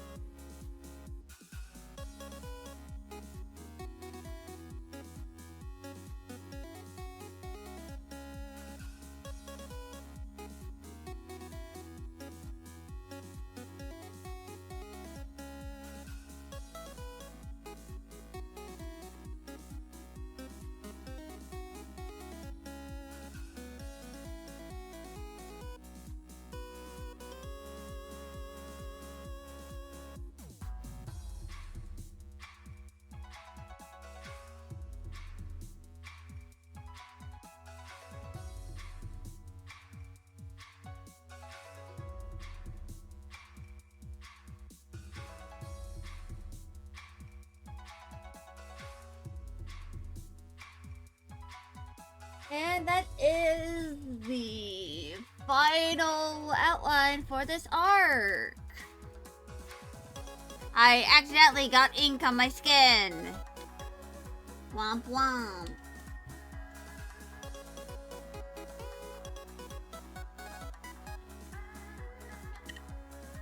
So, I'm probably going to have ads run,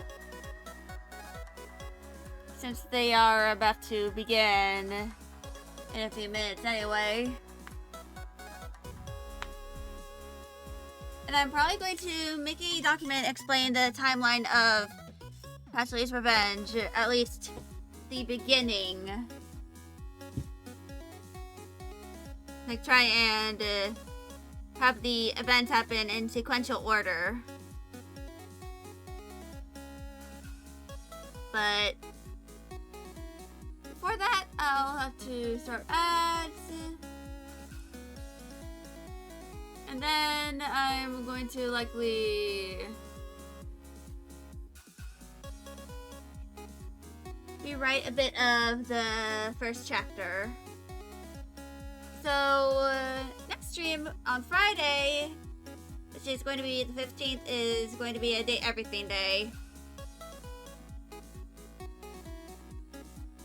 where I kind of spend time trying to get a good chunk of the character routes before ending stream, and then continuing on next Tuesday and all that.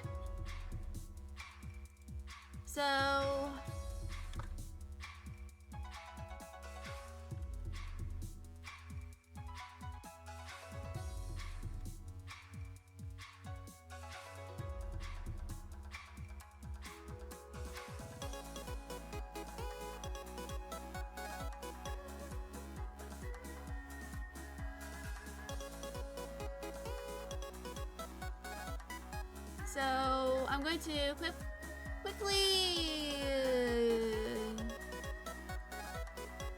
create this document.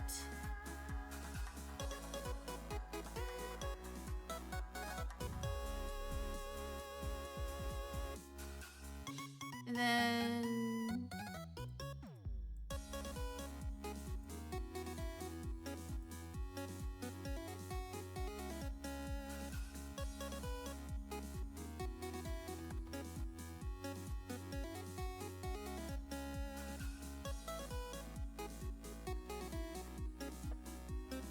that is going to be the categorization of the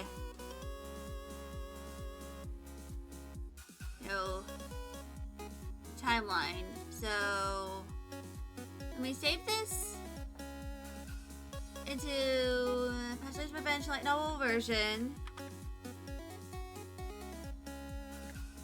Patrev story timeline.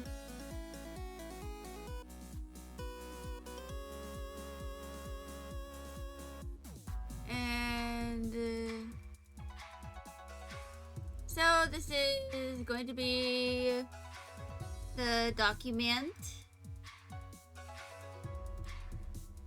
And I'm going to go do my intermission now. See y'all in a bit.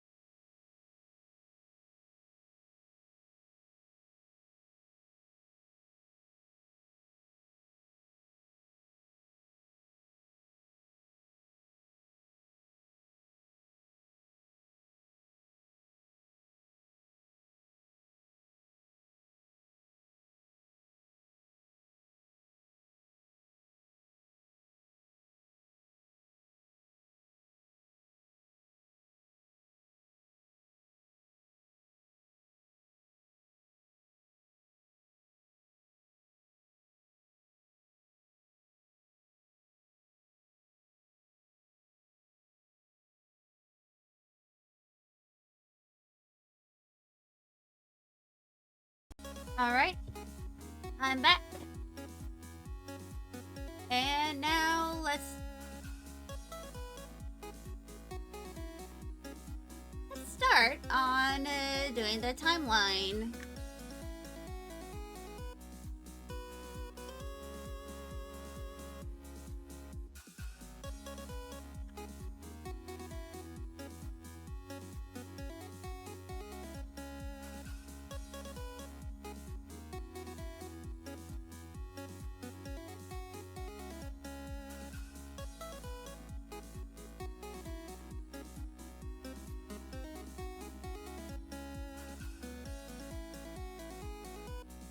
So part of it is going to be like mythological stuff.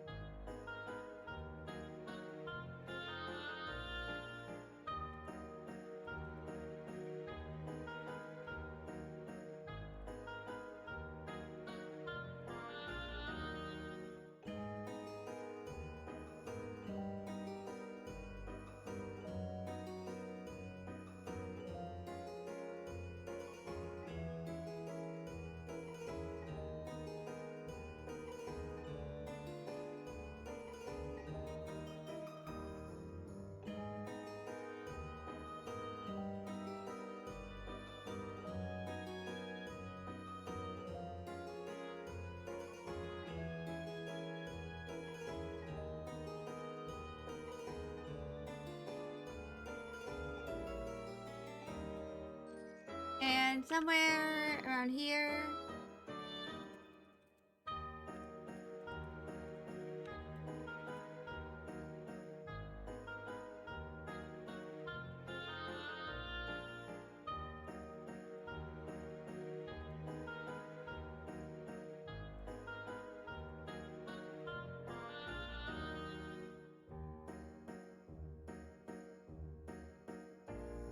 But yeah.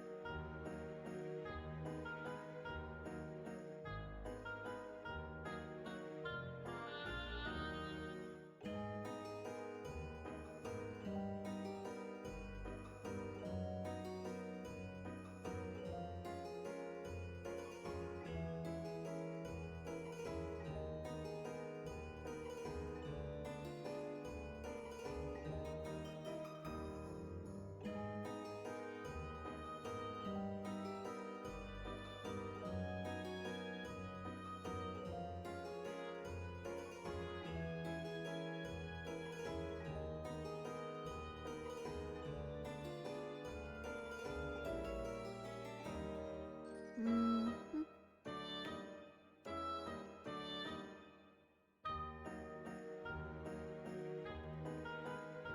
So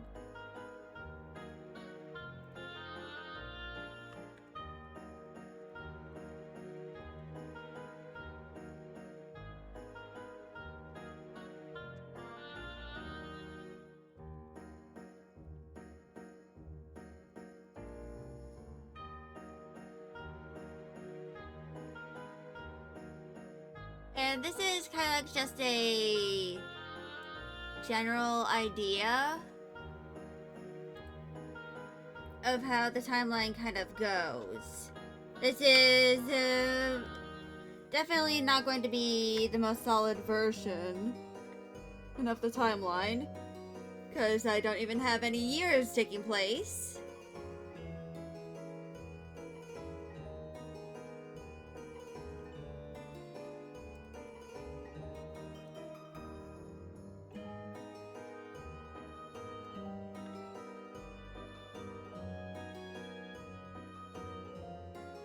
But yeah.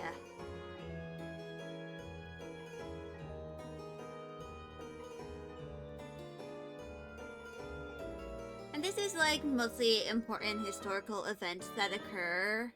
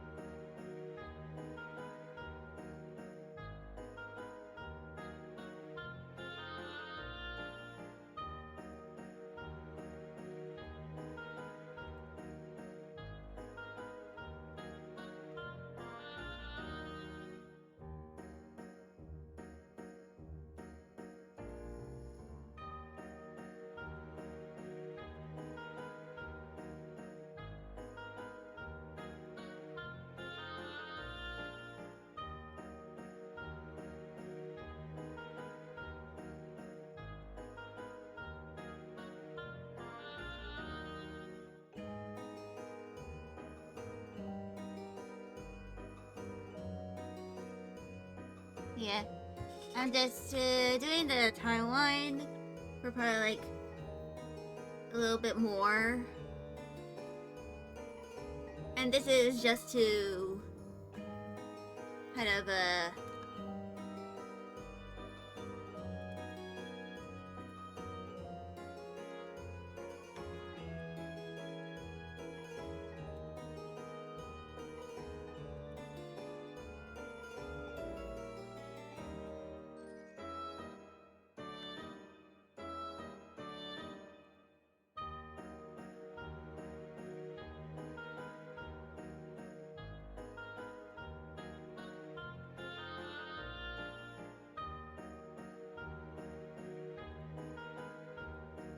so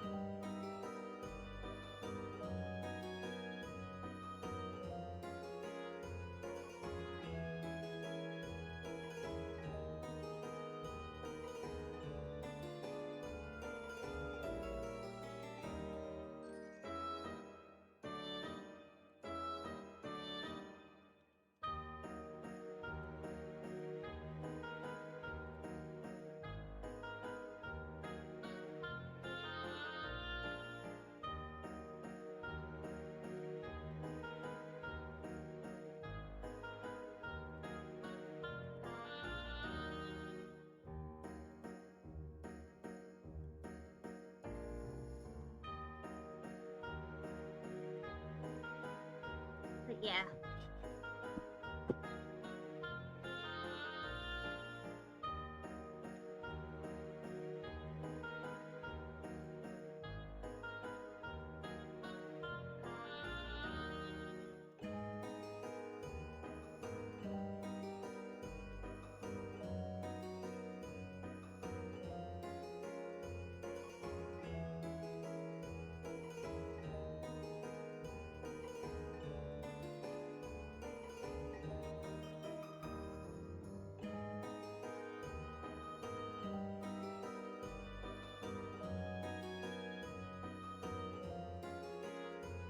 But it's cool to see other people's methods for outlining. It's like a strange world full of plant men and animal flowers.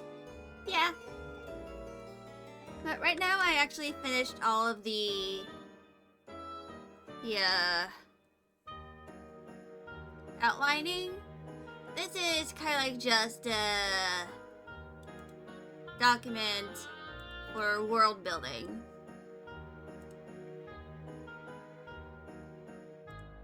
This is technically the outline. It's like a little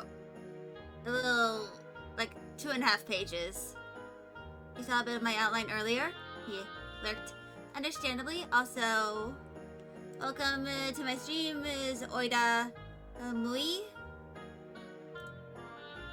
I hope you enjoy your stay. I usually don't do like a whole entire week of writing. It's kept for your convenience. Yeah.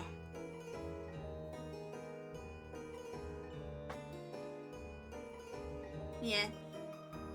I was kind of debating between rewriting chapter 1 and doing this, but I can probably do this first and maybe rewrite a little bit of the first chapter later. What are my usual segments?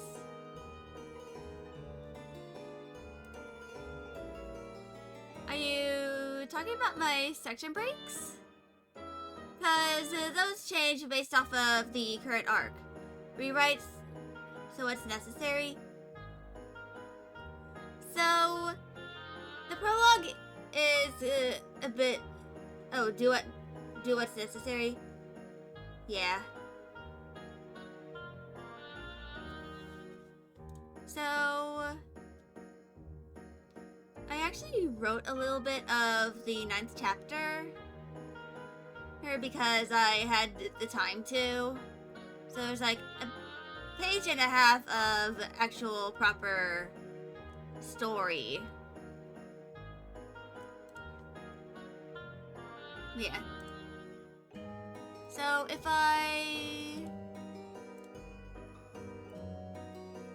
go to here, the file name is Prologue, but it's actually Chapter 1.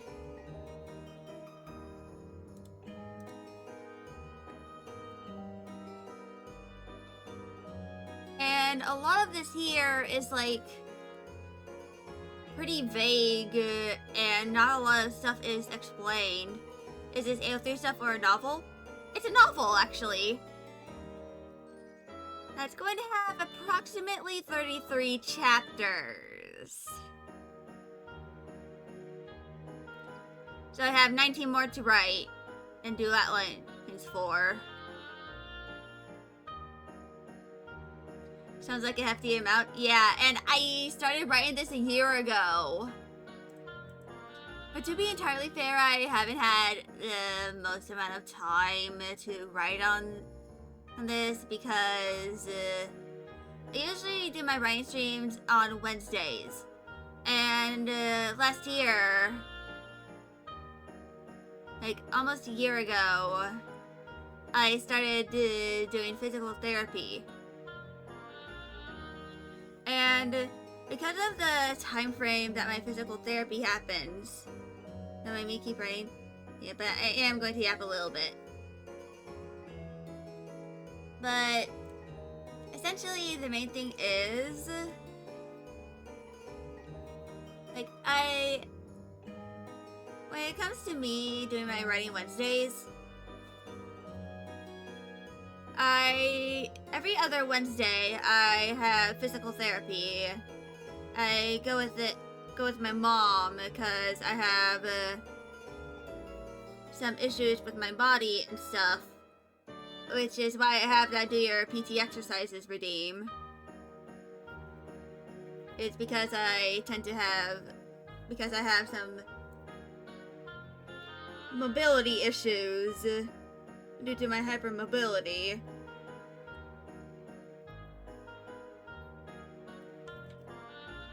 So because of that, I have to go to the physical therapy place every other week. So, and sometimes I am able to go live in time to do my usual streaming time. But eventually I was just like, you know what, I'll just not stream on the days I have PT. I just spent that day kind of chilling.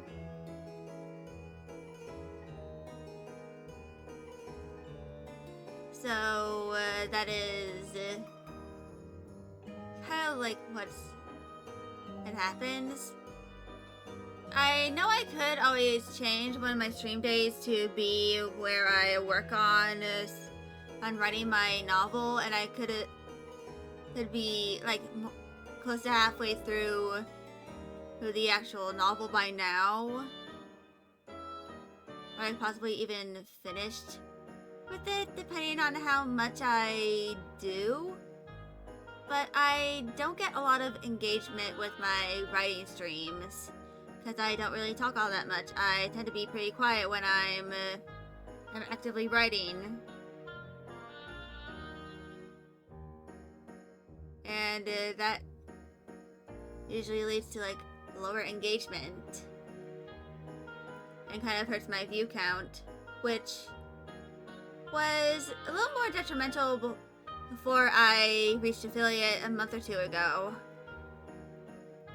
But now that I am an affiliate, I don't really have to worry about view counts anymore. Or unless I want to push for partner, which I am not going to do until I graduate from my, from my college and get my major. You're done.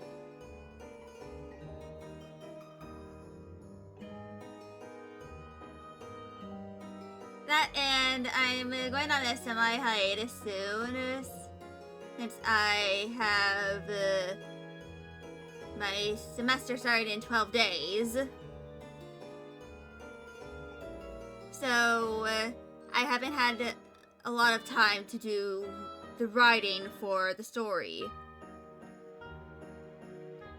In fact, most of what I've been doing is concept art and reference sheets for all the characters, along with designing some of the section breaks, which I probably need to make the one for Osmi, his arc soon.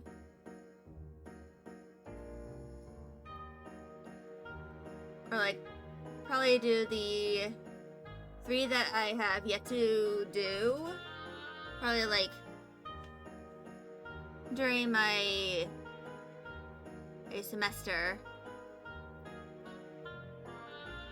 along with all the other concept art, because, and I'd like to mention that I'm planning on making this a light novel. So for those who don't know what a light novel is, it's different from a visual novel, as visual novels are kind of like video games. A light novel is a novel. This kind of format is more common in Japan, but it's a novel that has drawings interspersed throughout the story of the characters and certain events that happen.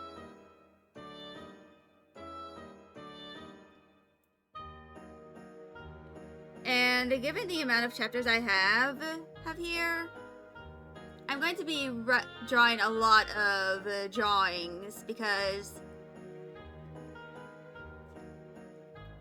for some of the,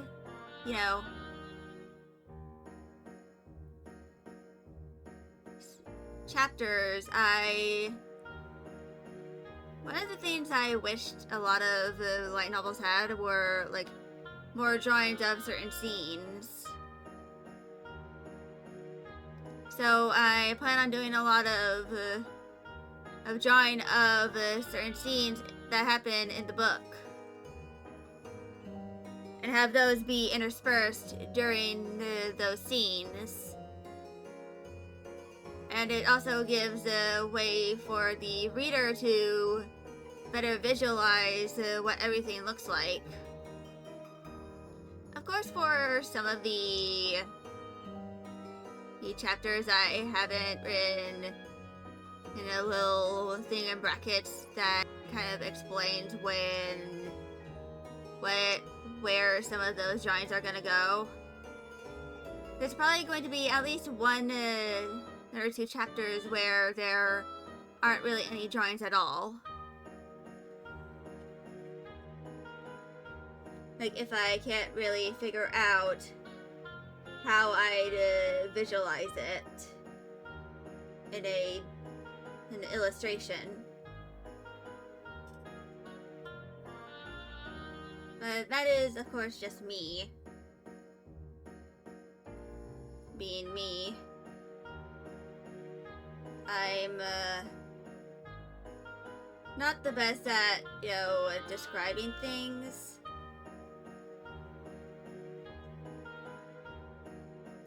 I just hope that when I eventually publish this story, people are just like, this is half decent. Since I have 0 experience with actually publishing novels. Or anything along those lines. And I plan on making a video game out of this story, so I have to learn all about game development. And once I kind of, learn how to code and how to make assets for, video games. which I definitely need to make the prototype eventually, because I still have yet to make it.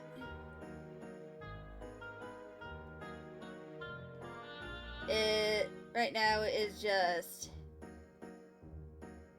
you know, an idea in my head, and some of it's written down.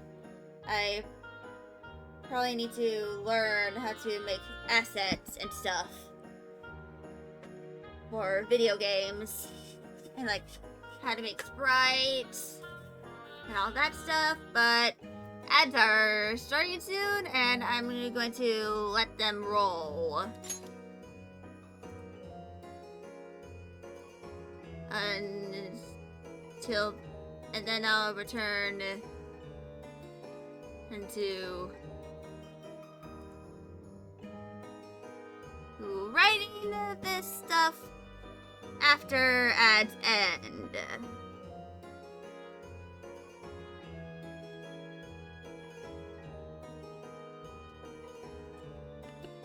But first I have to wait for the ads to end.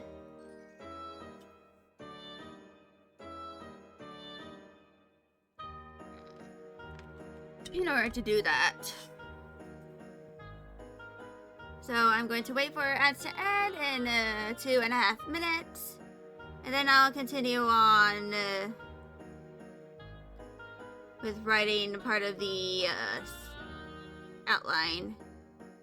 And then the timeline.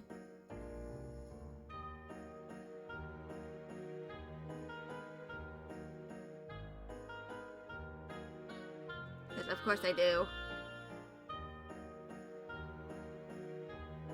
Of course I have to.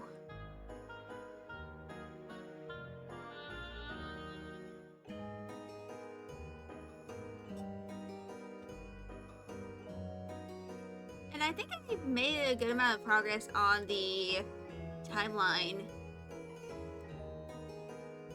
Of course, eventually I'll have to make it a proper timeline, but I think this is good for my purposes. And this is just a reference for me.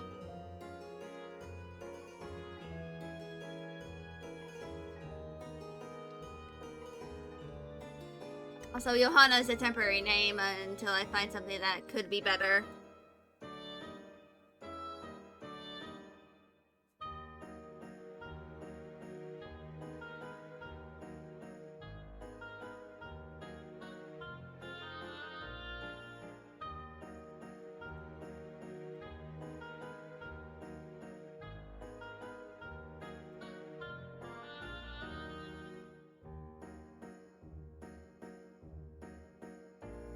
Yeah. It shall be what it shall be. And once ads are over, I shall continue writing.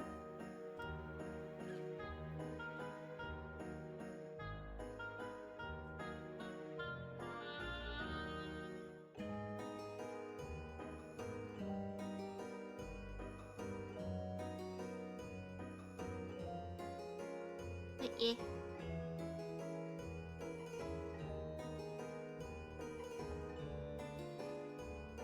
Ads are ending soon.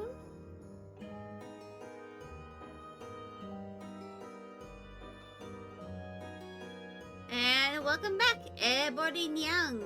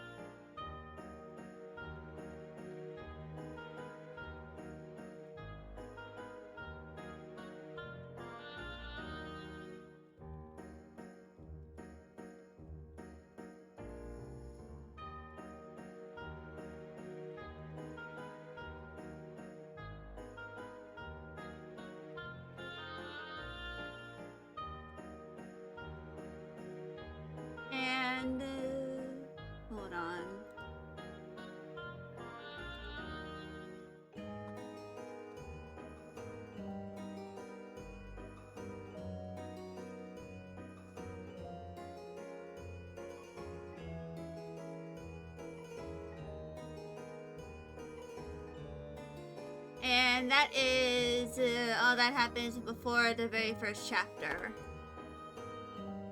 So the sculptor descends to the waste from the stars, or the heavens. She then shapes the world from said wastes, and creates the Rodinia archipelago, which includes Jaime and Cristra. The sculptor then calls forth other gods who descend upon the world to help create life. One of these being Gimli, who blesses the life forms of this world with sight and the ability to bond emotionally.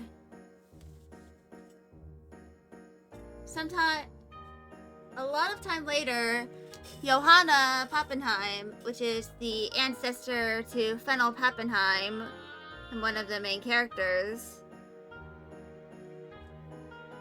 she joins Gimli's followers and gains her blessing, and that is passed down to her descendants such as Fennel himself. And the first building of the Skuld town/city thingy are constructed along with the first version of the Skuldkirken, which is kind of like a very basic timber / wooden in place. Mostly just one building. Eventually, the structures of the Skuldkirken are replaced by bricks and stone, and it's given more of a half-timbered look. And then the first stained glass windows of the church are placed.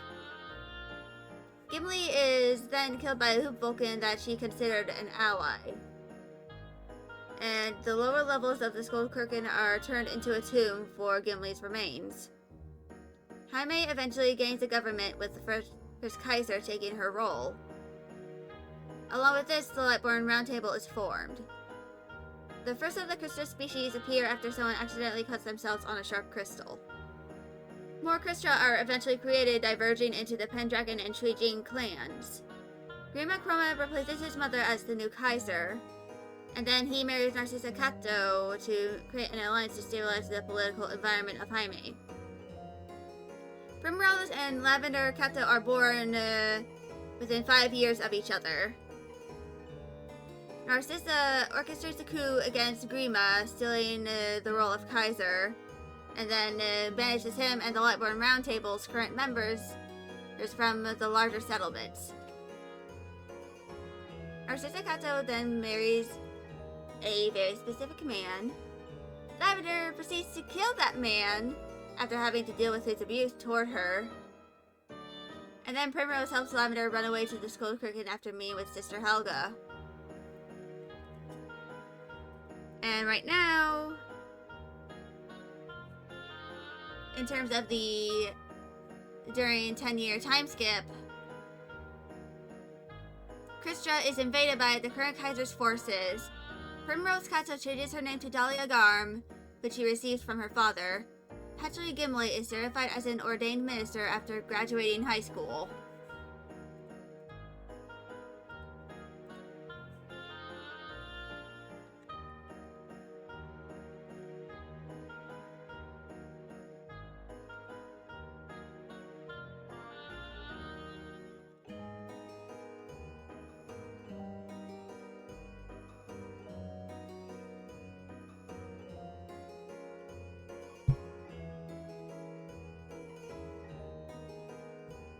Sorry, a little itty-bitty calico has entered my room.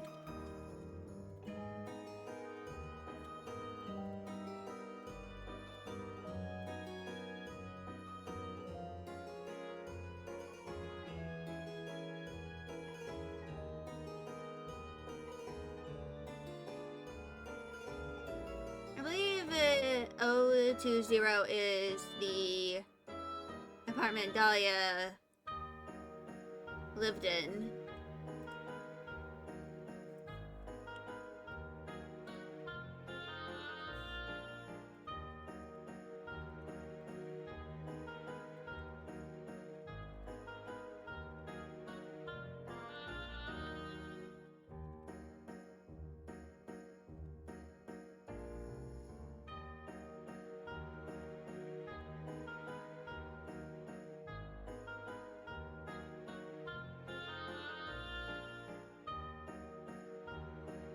So, yeah.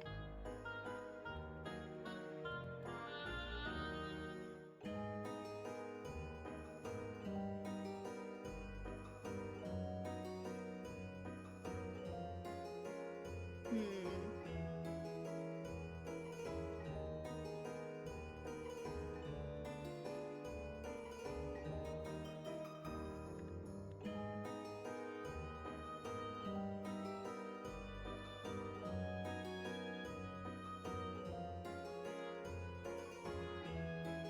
And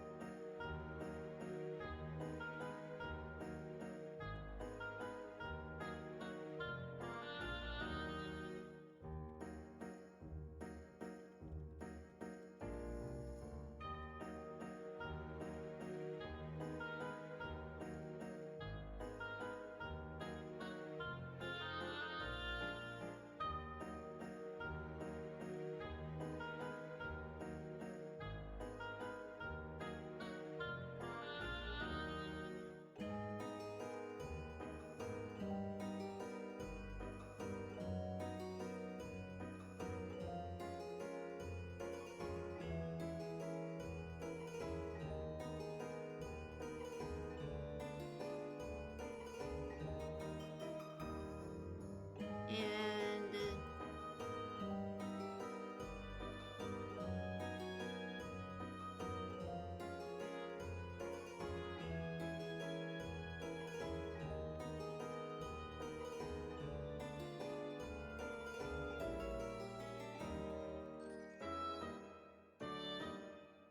yeah, this is probably going to be pretty longish.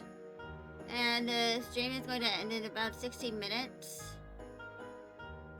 So I'm going to work on as much as I can as well.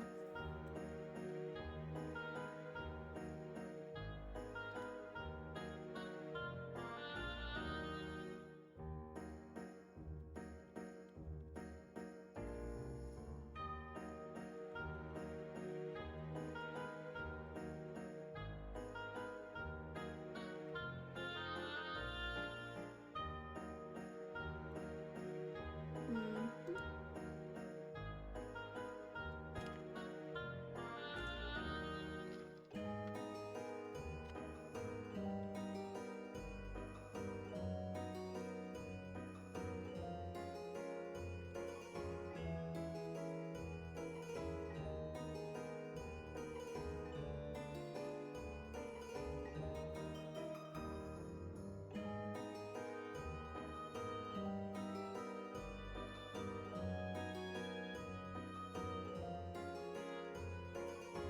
Mhm.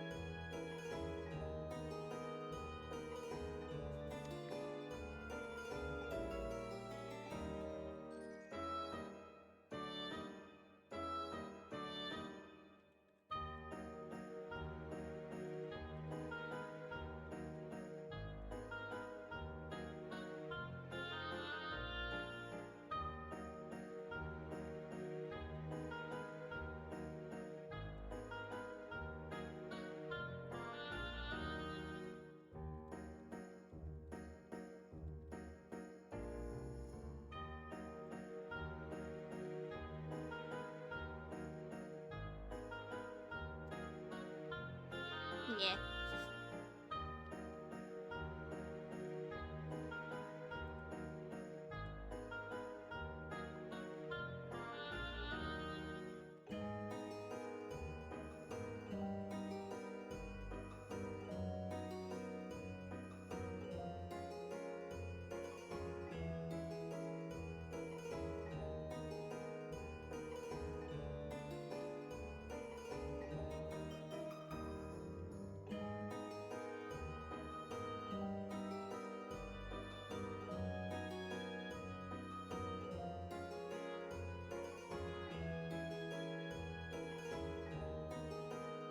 And this is generally the chronological events that happen.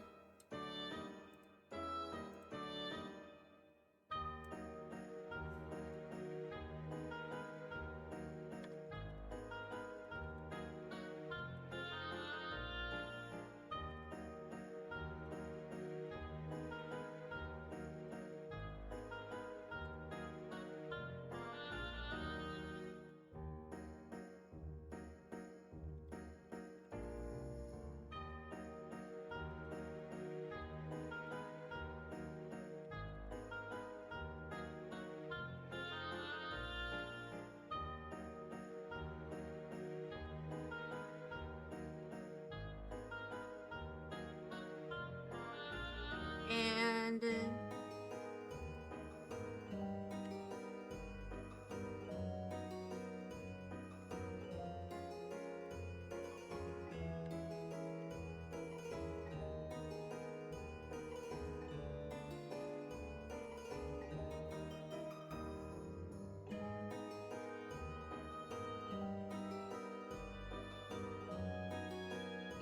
mhm.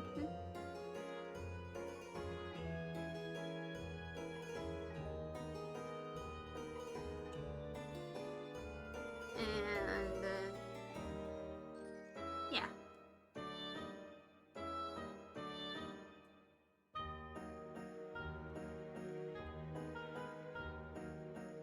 This is kind of like the timeline that is going to occur.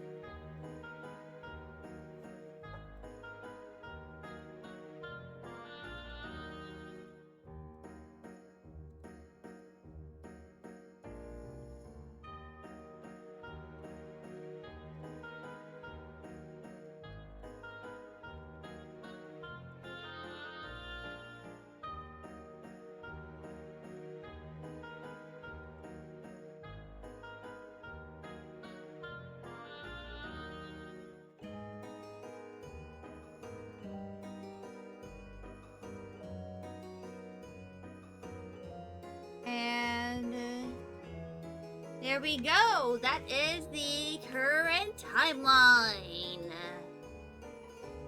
of the story.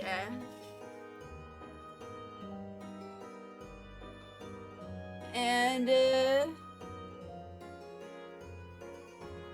as a recall of everything that happens, before chapter 1 that happens, the sculptor descends to the waste from the stars, and then shapes the world into what it currently is.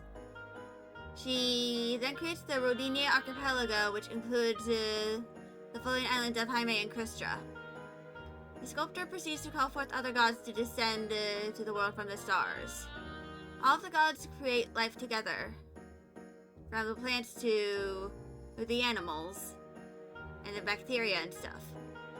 And Gimli, one of these gods, blesses them with the ability to see and the ability to bond together emotionally. Centuries later, possibly thousands of years later, Johanna Pappenheim joins Gimli's following, gaining her blessing that is passed down to her descendants. The first version of the Skuldkirken building is created along with the buildings that comprise Skuld. And then the structures are replaced by bricks and stone, which are a little more resistant to the weather. The first stained glass windows are also placed. Gimli is killed by Hoopbolken that she considered an ally, and then the lower levels of the Skuldkirken are turned into her tomb. Jaime gains a government, and the first Kaiser takes her role. The Lightborn Round Table is then formed in order to help protect the people.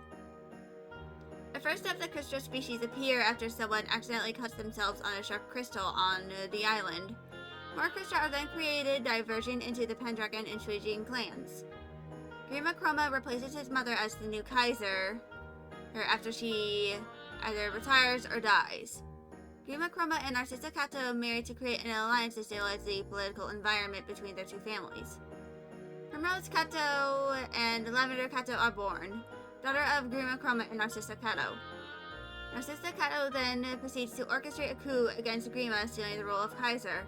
Grima Chroma and the Lightborn Round Table are banished from the larger settlements. Narcissa Cato marries a man who shall not be named. Lavender kills her stepfather after having to deal with his abuse toward her.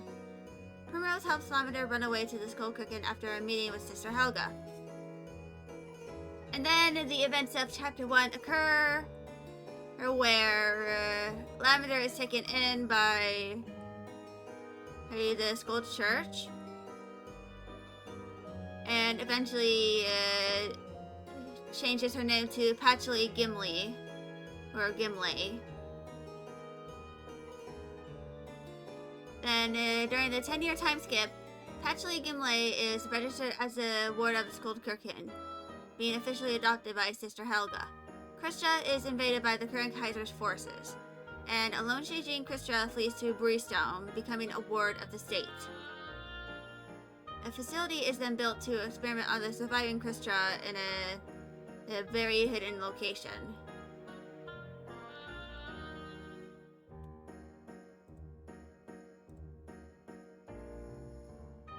So, hold on.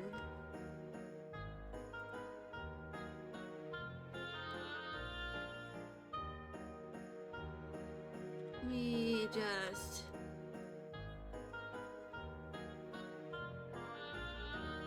The Shijin King Krista Osmanthus is adopted by Linnea.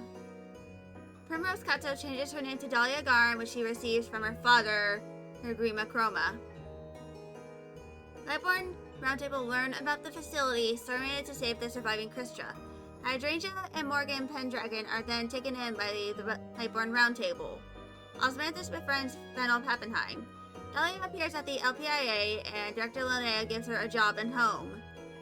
Lily Manalo graduates with a bachelor's in forensic sciences, getting a job at the LPIA as a lab tech.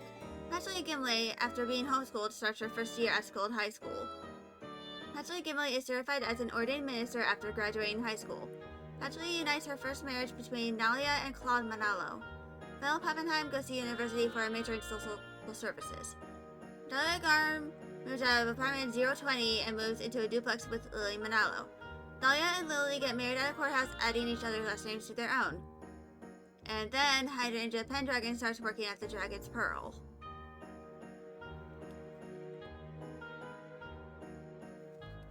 I'm going to eventually add more to this, but this is going to be it for the timeline.